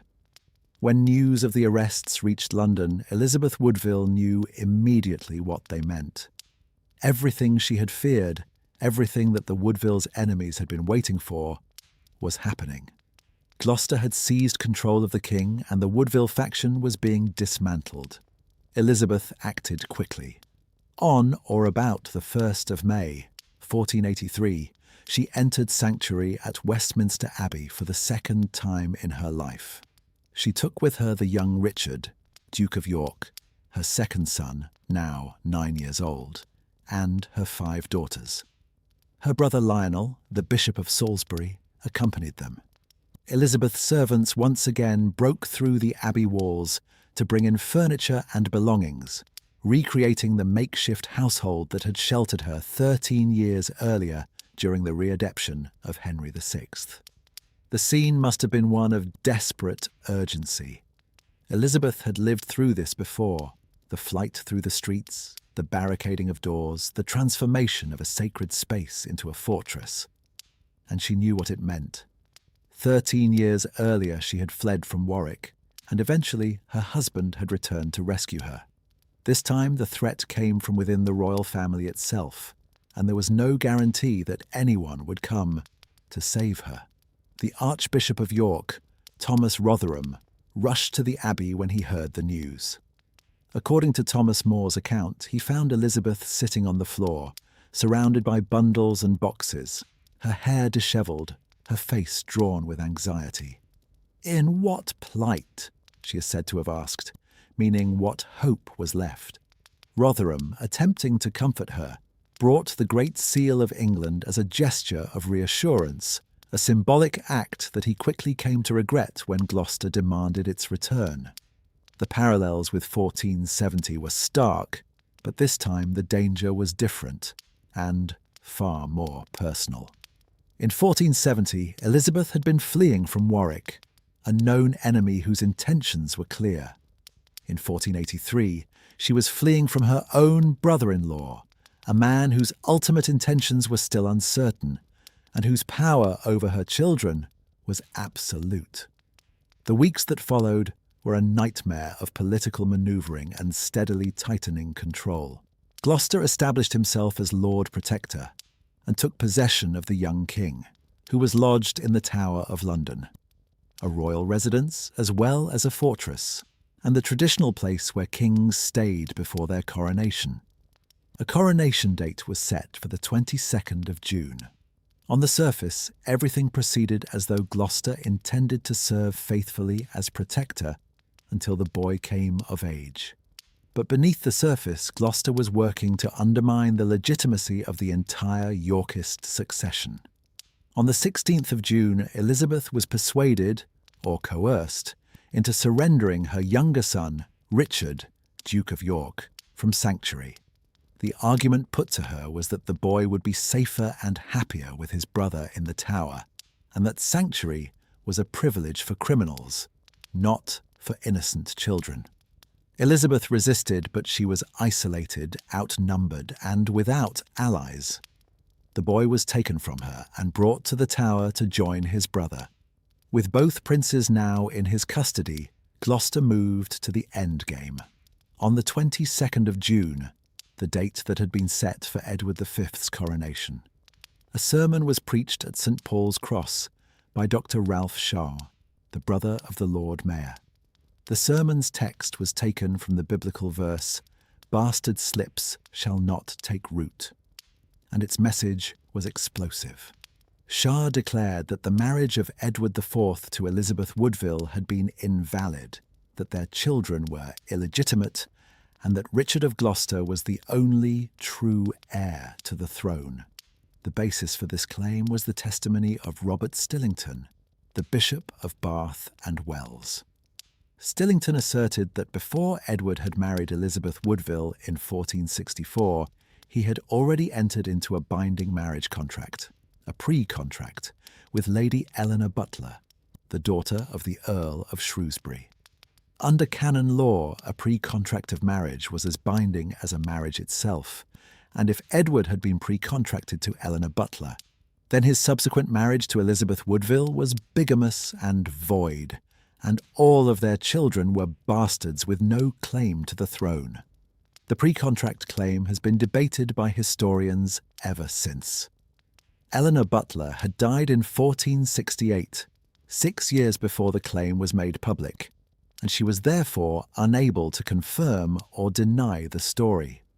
No church court had ever examined the alleged pre-contract during Eleanor's lifetime, and no witnesses to the supposed agreement came forward except Stillington himself, whose motives for making the claim at this particular moment were transparently political. Most modern historians regard the pre-contract as a fabrication, a convenient legal fiction designed to give Richard's seizure of power a veneer of legitimacy. Some Ricardian scholars disagree, arguing that Edward IV's known history of secret romantic entanglements makes a prior commitment to Eleanor Butler at least plausible. But the balance of evidence weighs heavily against the claim, and it was never authenticated by any independent authority. Regardless of its truth or falsehood, the pre-contract served its purpose. The titulus regius was presented to a compliant parliament, and it was enacted into law. At a stroke, the document erased the legitimacy of every child Elizabeth Woodville had borne to Edward IV. The princes in the Tower were no longer princes. Elizabeth of York was no longer a princess. The entire Woodville-York bloodline was declared illegitimate, and the throne passed to Richard of Gloucester as the only remaining legitimate son of the Duke of York. The claim was enshrined in a document known as the Titulus Regius, the royal title, which was presented to Gloucester, and which requested him to accept the crown. On the 25th of June, 1483, Gloucester formally accepted. On the 6th of July, he was crowned King Richard III, and on that same 25th of June, the day Richard accepted the crown, Anthony Woodville, Richard Grey, and Thomas Vaughan were executed at Pontefract Castle. Anthony had spent his final weeks as a prisoner, first at Sheriff Hutton and then at Pontefract. and he had used the time in the only way a man of his temperament could. He wrote. He composed poetry, meditations on the turning of fortune's wheel, and he made his will.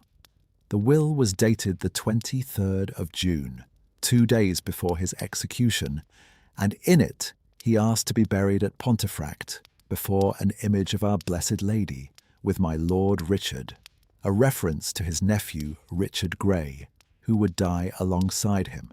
Anthony named executors and asked, poignantly, that Richard III serve as supervisor of the will, not out of affection or trust, but out of a pragmatic recognition that his wishes could not be carried out without the new king's cooperation. On the morning of the 25th of June, Anthony Woodville, 2nd Earl Rivers, was beheaded. He was approximately 43 years old. He had been a champion jouster, a scholar, a translator, a pilgrim, a patron of England's first printing press, and a devoted uncle to a boy king who would never be crowned. Of all the Woodvilles, he is perhaps the most sympathetic figure, a man of genuine culture and accomplishment who was destroyed not by his own failings, but by the political upheaval that consumed his entire family. Richard Grey, Elizabeth's son from her first marriage, died beside him. He was approximately 26 years old. Thomas Vaughan, the king's faithful chamberlain, was also executed. Their bodies were buried at Pontefract, and their graves would be destroyed centuries later during the English Civil War. The Woodville faction was broken. Elizabeth's father was dead. 2 of her brothers were dead. Her eldest son from her first marriage was in hiding. Her mother was dead. Her 2 royal sons were in the Tower in the custody of the man who had just declared them illegitimate and seized their throne. And Elizabeth herself was trapped in sanctuary at Westminster, powerless to protect any of them. The summer of 1483 was the Woodville family's Götterdämmerung, a twilight of the gods, swift and total. After Richard III's coronation in July of 1483, the 2 boys in the Tower, Edward, the deposed king, and Richard, his younger brother, were seen less and less frequently. In the early weeks of their captivity, they had been observed playing in the Tower gardens, shooting arrows, and going about the ordinary activities of childhood. But, as the summer wore on, the sightings grew rarer, and then they stopped altogether. By the autumn of 1483, the princes in the Tower had vanished. Their disappearance is one of the most enduring mysteries in English history, a question that has fascinated, tormented, and divided historians for more than 500 years. What happened to the 2 boys? When did they die, and how? And who was responsible? The most widely accepted theory, both in the 15th century and today, is that the princes were murdered on the orders of Richard III. The circumstantial case against Richard is powerful. He had the most obvious motive. The boys were a permanent threat to his hold on the throne, and as long as they lived, they served as a rallying point for anyone who wished to challenge his rule. He had the means. The princes were in his custody, held in the Tower under the watch of his appointed constable, Sir Robert Brackenbury. And the timing of the boys' disappearance, shortly after Richard's coronation, when his grip on power was still fragile, points strongly to a deliberate act rather than a natural death or an accident. An Italian visitor named Dominic Mancini, who left England in July of 1483, wrote that there were already fears that the boys had been killed. Mancini recorded that the princess's physician, Dr. John Argentine, had told him that the young King Edward spent his days in prayer, convinced that he was about to die. This is one of the most poignant details in the entire story. A 12-year-old boy, trapped in a fortress, praying for deliverance that never came. The Tudor historian Sir Thomas More, writing several decades later, provided a detailed account of the murder. According to More, Richard ordered a knight named Sir James Tyrrell to enter the Tower with 2 accomplices, Miles Forrest and John Dighton, who smothered the boys with pillows as they slept and buried their bodies at the foot of a staircase. Tyrrell himself was said to have confessed to the crime before his own execution in 1502, though this confession was never published in full. More's account has shaped the popular understanding of the prince's fate ever since, and it was immortalised by Shakespeare in his play Richard III. But historians have long noted that More's narrative was written 40 years after the events it describes, and that some of its details are unreliable or contradictory. More was writing under the Tudor dynasty, which had every reason to blacken Richard's name, and his work reads more like a literary drama than a sober historical account. Tyrrell's alleged confession was never published in full, and the circumstances in which it was obtained are unclear.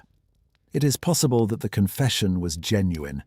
It is also possible that it was extracted under duress or fabricated entirely to serve Tudor propaganda. Other suspects have been proposed over the centuries, and each theory has its advocates. Henry Stafford, Duke of Buckingham, Catherine Woodville's husband and initially one of Richard's closest allies, had both the access and the motive to kill the princes.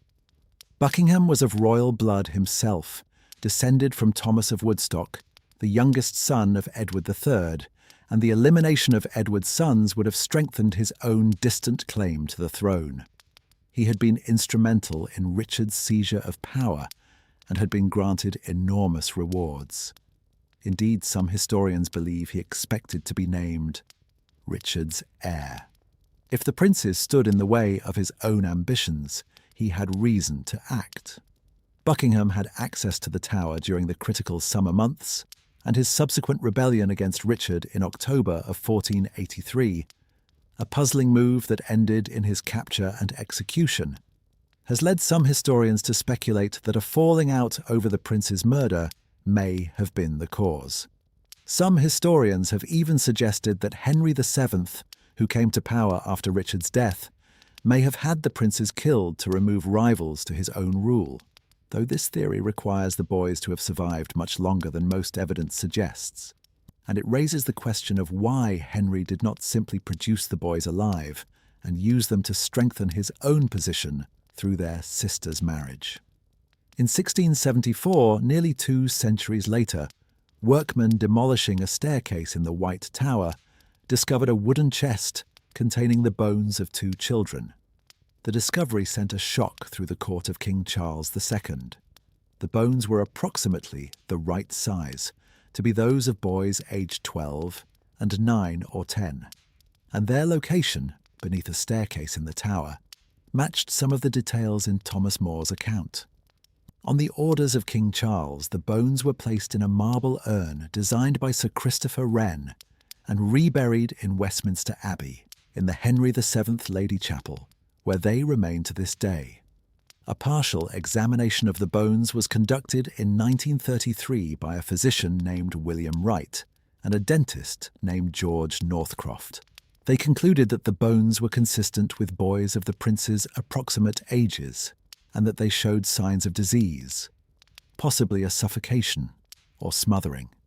But the examination was conducted with the limited forensic tools of the 1930s, and its conclusions have been widely questioned by modern scientists. Requests for modern DNA testing, which could potentially match the bones to known relatives of the princes, have so far been refused by the Dean and Chapter of Westminster Abbey, who have expressed reluctance to disturb a royal burial. The truth is that we do not know, and may never know, exactly what happened to Edward V and Richard, Duke of York. What we do know is that after the autumn of 1483, they were never seen alive again. Their mother, Elizabeth Woodville, seems to have eventually accepted that they were dead, though her precise knowledge of their fate is unknown. In the years that followed, she made accommodations with Richard III that would have been difficult to explain if she still believed her sons were alive and recoverable. She emerged from sanctuary. She allowed her daughters to appear at court, and she appears to have entered into negotiations regarding the marriage of her eldest daughter, Elizabeth of York, to Richard himself, a possibility that arose after the death of Richard's own queen, Anne Neville, in March of 1485. These are not the actions of a woman who believed her sons were alive and might be rescued. They are the actions of a woman who had accepted the worst, who had made her peace with it in whatever private way she could, and who was now focused on protecting the children who remained to her. The disappearance of the princes marked the final and most devastating blow to the Woodville family. Elizabeth had entered her marriage to Edward IV as a widow with 2 sons. She had borne the king 10 more children, and now, of her 4 sons, 2 had been executed and 2 had vanished into the darkness of the Tower. Her daughters survived, but their legitimacy had been stripped away by the titulus regius, and their futures were uncertain. For Elizabeth Woodville, the woman who had once been the most glamorous queen in Europe, the autumn of 1483 must have been a season of unbearable grief. She had lost her father to the axe at Kenilworth. She had lost her brother Anthony to the axe at Pontefract. She had lost her son Richard Grey alongside him. She had survived 2 desperate flights into sanctuary. And now she had lost her 2 youngest sons, the princes for whom she had endured so much, to a fate that she could not confirm and could not mourn. She remained in sanctuary at Westminster until sometime in early 1484, when she appears to have reached some form of agreement with Richard III.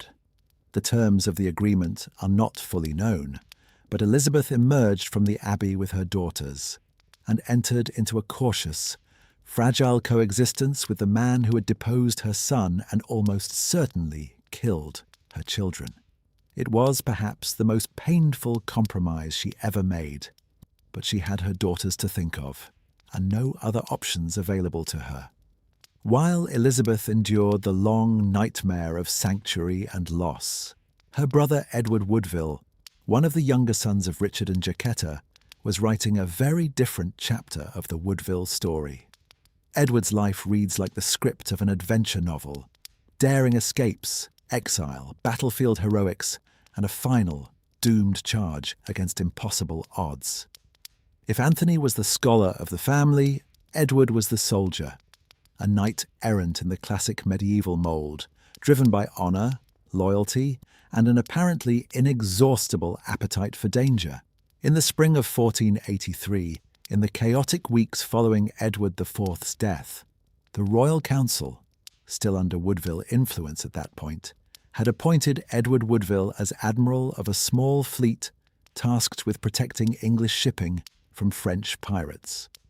Edward set sail from London to take command of his ships, unaware that Gloucester had already arrested his brother Anthony and was moving to seize control of the government. When Edward learned what was happening, that Gloucester had taken the king into custody and was dismantling the Woodville faction, he was anchored in the waters off Southampton. Most of his fleet surrendered to Gloucester's agents, who arrived with orders to take the ships and their commander. But Edward refused to submit. With 2 ships and a portion of the fleet's treasury, he broke away and made for the open sea. He sailed to Brittany, where he found refuge with Duke Francis II.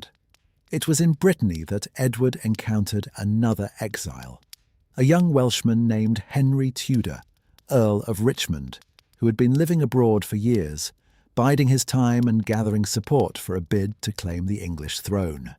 Henry's claim was thin. He was the grandson of Owen Tudor and Catherine of Valois, and his connection to the Lancastrian line ran through his mother, Margaret Beaufort. But, in the wreckage of the Yorkist succession, with the princes dead or missing and Richard III's legitimacy questioned, Henry Tudor had become the most viable alternative to the reigning king. Edward Woodville threw in his lot with Henry, and the 2 men spent the next 2 years planning an invasion of England. The alliance made strategic sense for both of them. Edward brought military experience and the Woodville name, while Henry offered the prospect of a restored Woodville presence at court through his planned marriage to Elizabeth of York, Edward's niece and the eldest surviving daughter of Elizabeth Woodville and Edward IV. The exiles lived a precarious existence in Brittany, dependent on the goodwill of Duke Francis and the shifting tides of European diplomacy. They were a ragged band of fugitives, men who had lost everything and who were staking their futures on a gamble that most observers would have considered hopeless. But Henry Tudor was patient, and Edward Woodville was relentless. The two men complemented each other well. Henry provided the strategic vision and the dynastic claim, while Edward provided the military expertise and the sheer physical courage that an invasion would require. They trained, they planned, and they waited for the moment when Richard III's hold on England was weak enough to exploit. The invasion came in August of 1485. Henry Tudor landed at Milford Haven in Wales with a small army of French mercenaries and English exiles, and he marched northeast towards the heart of England.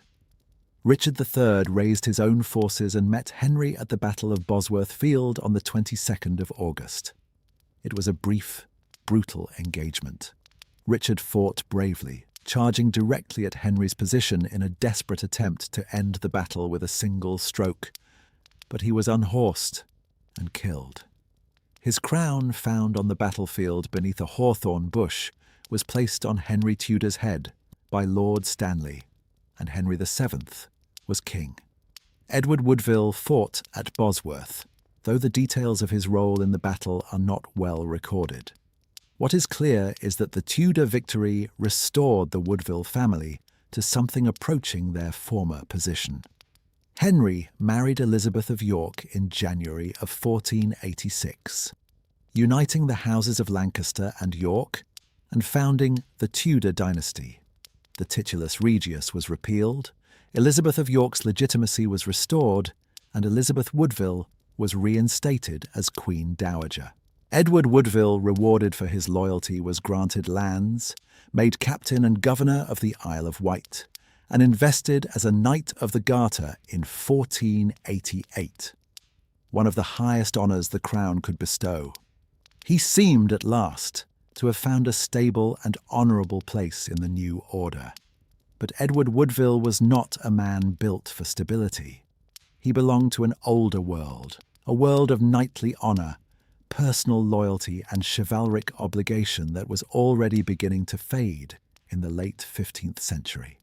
The new world that Henry VII was building was one of ledgers and taxes, of diplomacy and caution, of calculated risk and measured response. Edward had no talent for any of these things, and no interest in acquiring one. He was a warrior, and warriors need wars. In 1486, he undertook a remarkable adventure that had nothing to do with English politics. He travelled to Spain and fought alongside the Spanish forces against the Moors at the siege of Loja during the final stages of the Reconquista. It was the kind of chivalric expedition that would have been more at home in the 12th century than the 15th, a Christian knight riding to the aid of a foreign king against the infidel. And it captured something essential about Edward's character. He was a warrior by instinct, and he could not sit still. 2 years later, that instinct killed him. In 1488, the Duchy of Brittany, the same territory that had sheltered Edward and Henry Tudor during their years of exile, was under attack from France. King Charles VIII had invaded Brittany, determined to absorb it into the French crown. Duke Francis, Edward's former host, appealed to England for help, but Henry VII, cautious and calculating, refused to send troops. He preferred diplomacy to war, and he was not prepared to risk an open conflict with France over Brittany. Edward Woodville disagreed. Against the explicit wishes of the king, he raised a force of approximately 700 archers from his base on the Isle of Wight and sailed for Brittany. It was an act of breathtaking defiance, a direct challenge to the royal authority of the man he had helped place on the throne. And it reflected Edward's conviction that loyalty to an old ally mattered more than political caution. The Bretons, delighted by the arrival of English reinforcements, attempted to magnify their impact by dressing 1,300 of their own soldiers in the English cross of St. George and adding them to Edward's command, creating the impression that Henry had sent a much larger force than he actually had. The combined vanguard numbered approximately 2,000 men, and it was placed at the front of the Breton army for the decisive engagement. That engagement came on the 28th of July, 1488, at the Battle of Saint-Aubin-du-Cormier. The Breton Alliance, a coalition of Breton, English, Spanish, and Austrian forces, faced a French royal army that outnumbered them significantly. The battle was a catastrophe. The French cavalry broke the Breton lines, and Edward Woodville's vanguard was surrounded and annihilated. Edward himself was killed in the fighting, along with virtually his entire force.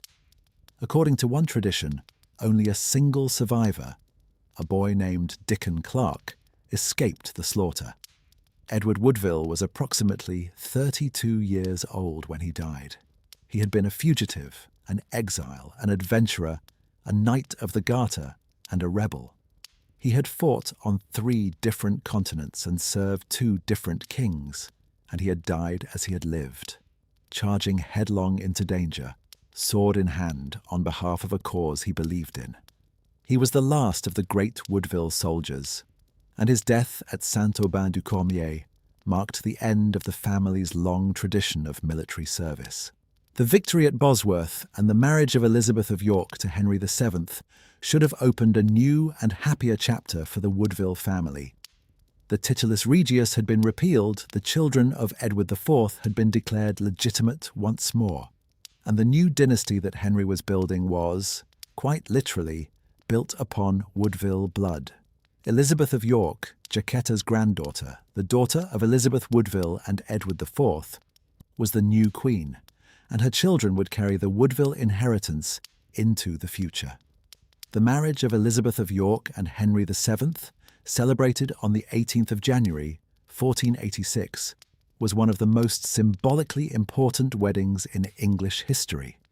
It united the White Rose of York and the Red Rose of Lancaster, the 2 rival branches of the Plantagenet family that had torn England apart for 30 years.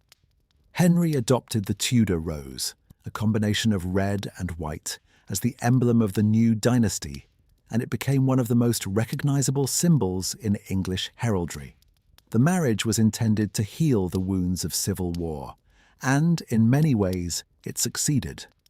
Elizabeth of York was popular, far more popular than her husband, and her gentle, pious nature helped to reconcile the Yorkist nobility to the new regime.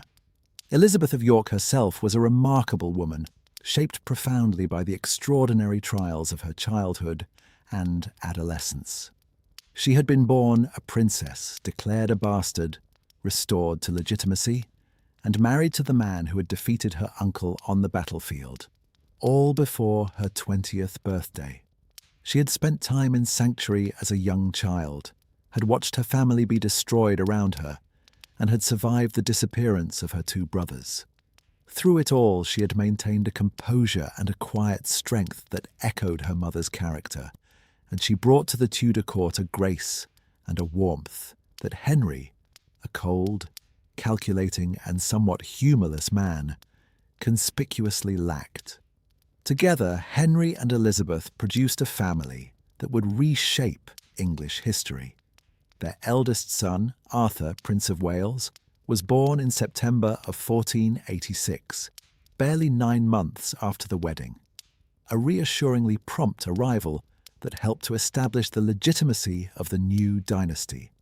Arthur was followed by Margaret, born in 1489, who would later marry James IV of Scotland and become the grandmother of Mary, Queen of Scots. Then came Henry, born in June of 1491, the boy who would grow up to become Henry VIII, the most famous and most powerful king in English history. But for Elizabeth Woodville herself, the Tudor dawn was not the restoration she might have hoped for. Henry VII was a careful, calculating king, a man who hoarded money, managed his nobles with a cold hand, and never fully trusted anyone. He owed the Woodvilles a debt for their support in exile and at Bosworth, but he was also acutely aware that Elizabeth Woodville was a woman of formidable will and political experience, and he had no intention of allowing her to exert the kind of influence at court that she had enjoyed during her husband's reign. Initially, Elizabeth was restored as Queen Dowager, and her dower lands were returned to her. She attended the christening of her grandson, Prince Arthur, the first Tudor heir, and served as godmother to the boy whose birth represented the continuation of everything the Woodvilles had fought for. It was a moment of quiet triumph. The daughter of Jacquetta of Luxembourg, the water goddess's granddaughter, holding the infant who would one day inherit the throne of England. But the triumph was short-lived. In 1487, Henry VII took Elizabeth Woodville's dower lands back, ostensibly to provide for his own queen, Elizabeth of York, and granted the Dowager Queen a modest pension instead. The reasons for this demotion have been debated for 5 centuries. Some historians believe Elizabeth was punished for communicating with Lancastrian pretenders, specifically the impersonator Lambert Simnel, who claimed to be the Earl of Warwick, and briefly threatened Henry's hold on the throne. Others believe Henry simply wanted to neutralize a potential political liability, a former queen who might attract conspirators or serve as a rallying point for disaffected Yorkists. Whatever the reason, Elizabeth Woodville withdrew from court and took up residence at Bermondsey Abbey, a quiet religious house on the south bank of the Thames. The move has been described variously as a voluntary retirement, a forced exile, and a gentle imprisonment. And the truth may contain elements of all 3. Elizabeth had leased the manor of Cheyneygates at Westminster Abbey in 1486, suggesting that she initially planned to remain close to the centre of power. But by early 1487 she was at Bermondsey, and she would remain there for the rest of her life. Bermondsey Abbey was a Cluniac monastery, a large, well-endowed religious house with a long history of sheltering members of the royal family. It was not a prison, but neither was it a palace. Elizabeth's quarters would have been comfortable but modest, and her daily life would have been shaped by the rhythms of the monastic community, the cycle of prayers, the quiet hours, the measured routine of religious observance. For a woman who had spent 20 years at the centre of English political life, the transition must have been jarring. The great halls, the crowded courts, the constant hum of gossip and intrigue. All of that was gone, replaced by the calm of cloistered walls and the distant sound of the Thames. Elizabeth received visitors at Bermondsey. Her daughter the Queen came to see her on occasion, and she was not entirely cut off from the outside world. But her influence was gone, her income was reduced, and her position was that of a Dowager Queen in name only.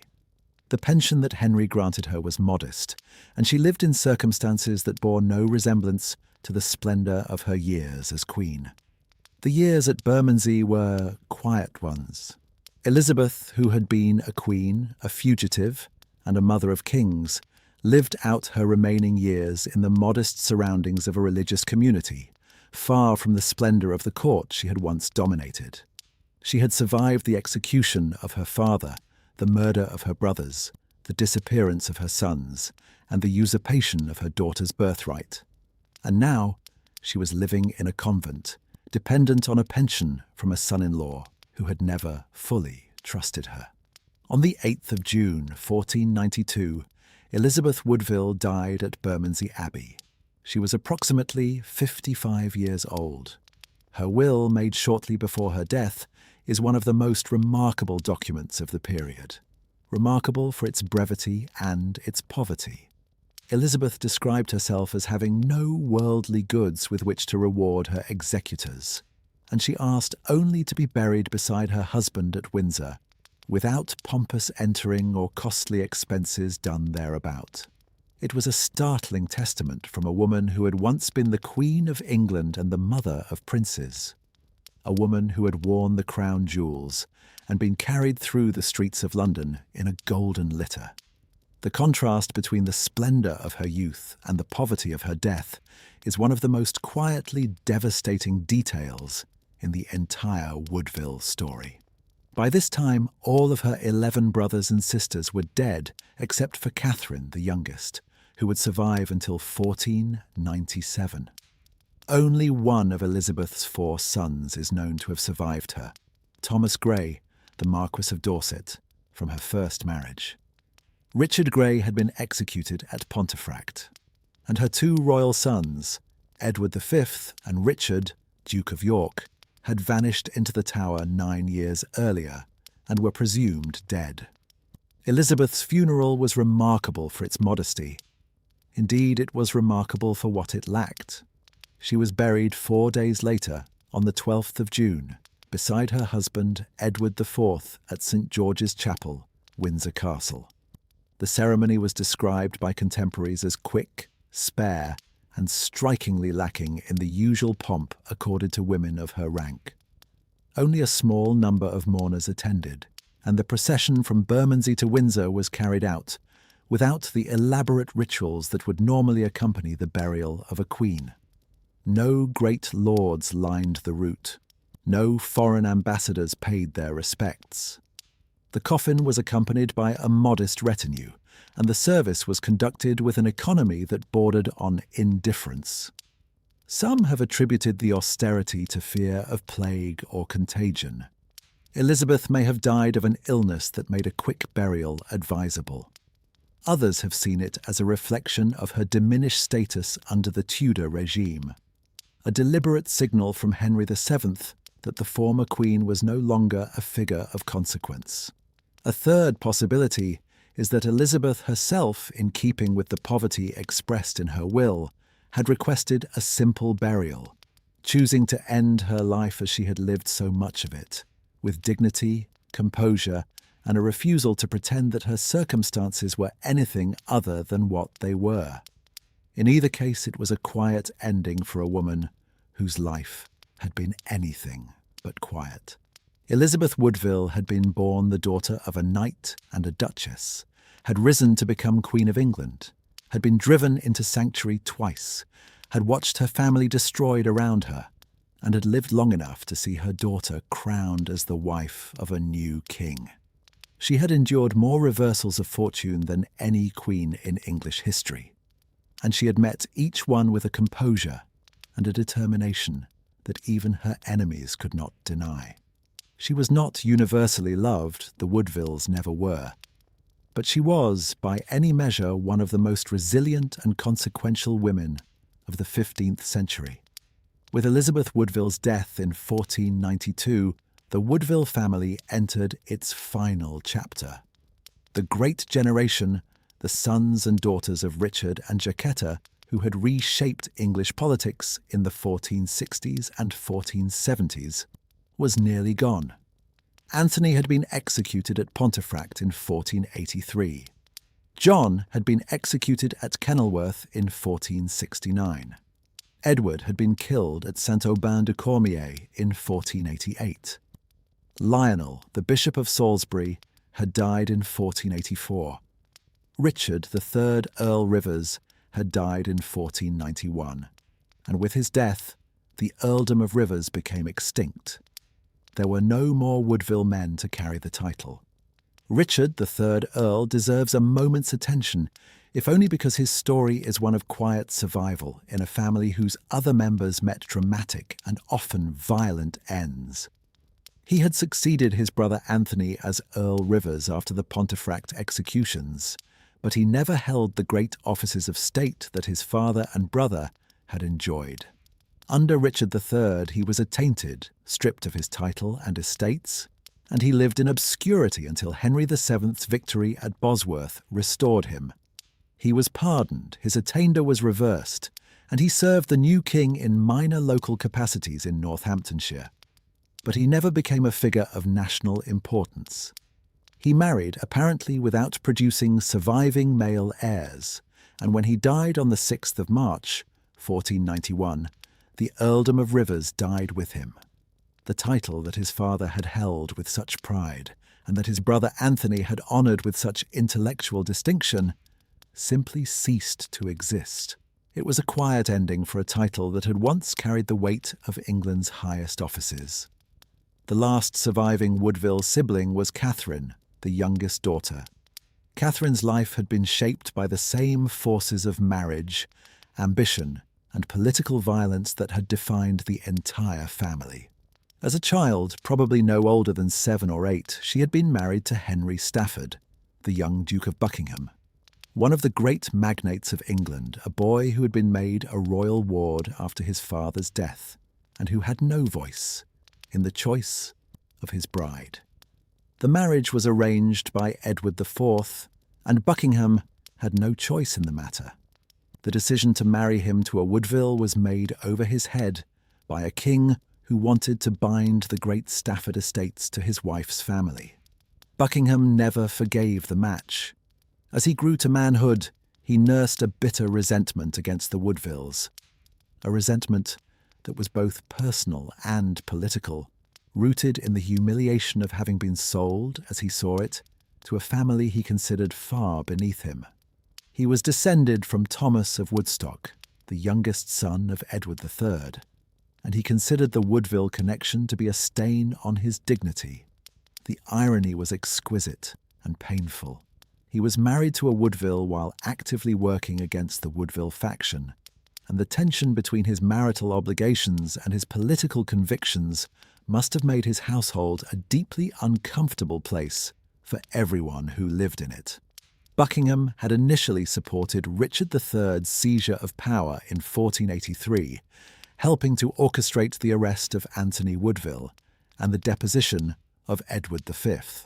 He was richly rewarded, given vast estates and the position of Lord High Constable, but within months he turned against Richard as well, launching a rebellion in October of 1483 that aimed to place Henry Tudor on the throne. The reasons for his rebellion have never been fully explained. Some historians believe he was motivated by horror at the murder of the princes. Others suggest he had expected to be named Richard's heir and was disappointed when the honour went elsewhere. Still others believe his ultimate loyalty was to Henry Tudor, and that his rebellion was part of a coordinated plan. Whatever his reasons, the rebellion failed catastrophically. Buckingham raised his forces in Wales, but torrential autumn rains, remembered by contemporaries as the worst floods in living memory, swelled the River Severn and prevented his army from crossing. His soldiers, unable to advance and unwilling to wait, deserted in droves. Buckingham was captured hiding in the cottage of one of his own servants, betrayed for a reward. He was brought before Richard III at Salisbury and beheaded on the 2nd of November, 1483, All Souls' Day. Catherine was left a widow at approximately 25 years of age, with several young children to raise and the knowledge that her own husband had helped to destroy her family before being destroyed himself. After the Tudor victory at Bosworth, Catherine married again, this time to Jasper Tudor, the Duke of Bedford, who was Henry VII's uncle and one of the most important figures in the new regime. Jasper was considerably older than Catherine. He was in his mid-50s when they married in 1485, and the union produced no children. But it was a prestigious match that brought Catherine back into the inner circle of power and gave her a measure of the security that the Woodvilles had always craved.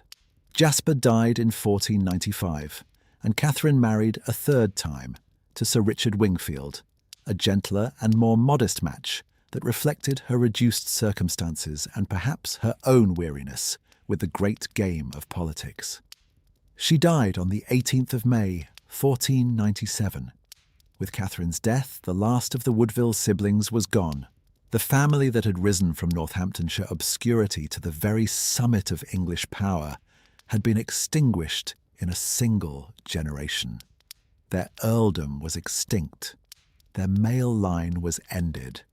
Their name, which had been spoken with hatred, admiration, and fear across the courts of England, was passing into history. But the Woodville blood endured. It endured in ways that the family's most bitter enemies could never have anticipated and could never undo. Elizabeth of York, the eldest daughter of Elizabeth Woodville and Edward IV, was Queen of England. She had married Henry VII in January of 1486, and together they had produced an heir, Arthur, Prince of Wales, born in September of 1486. Arthur was followed by Margaret, born in 1489, Henry, born in 1491, and others who would follow in the years to come. The child named Henry, the future Henry VIII, carried within him the blood of both York and Lancaster, but he also carried the blood of Jacquetta of Luxembourg, of Richard Woodville, the handsome soldier, and of Elizabeth Woodville, the resilient queen. When Henry VIII came to the throne in 1509, the Woodville inheritance flowed through his veins as surely as the inheritance of Edward III or Henry IV. And when Henry's daughter Elizabeth came to the throne in 1558 as Elizabeth I, the greatest queen in English history, she was the Woodvilles' great-great-granddaughter.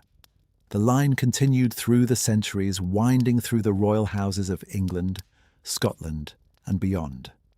Every British monarch from Henry VIII to the present day carries the Woodville blood, the blood of a squire's son from Kent and a duchess from Luxembourg, who fell in love, in secret, in defiance of every rule their world imposed upon them.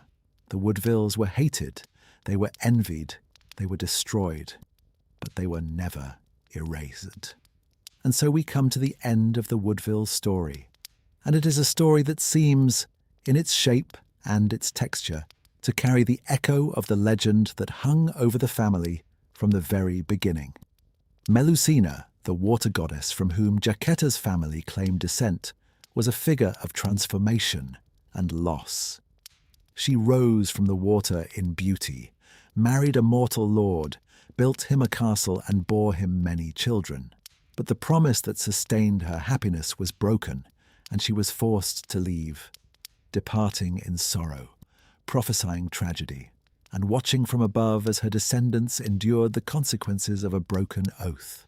The Woodvilles rose from obscurity in beauty and ambition. They married into royalty, built a network of power that stretched across the English court, and produced children who shaped the future of the kingdom. But the foundations of their rise, a secret marriage, a king's impulsive love, a family's relentless advancement, created enemies that could not be appeased and vulnerabilities that could not be defended. And when the crisis came, the Woodvilles were swept away with a swiftness that stunned even their contemporaries. Richard Woodville, the handsome soldier, beheaded at Kenilworth. John Woodville, the infamous groom, beheaded beside his father. Anthony Woodville, the scholar knight, beheaded at Pontefract. Richard Grey, the loyal half-brother, beheaded beside his uncle. Edward V and Richard, Duke of York, vanished into the Tower. Edward Woodville, the last knight-errant, cut down at Saint-Aubin-du-Cormier. Elizabeth Woodville, the resilient queen, dying in a convent with almost nothing to her name. It reads like a curse, the kind of generational doom that belongs more to myth than to history. And perhaps that is why the legend of Melusina attached itself so firmly to the Woodville women, because the family's real history, with its astonishing rise and its devastating fall, already had the shape of a fairy tale gone terribly wrong. But fairy tales, even the dark ones, have a way of reaching beyond their endings.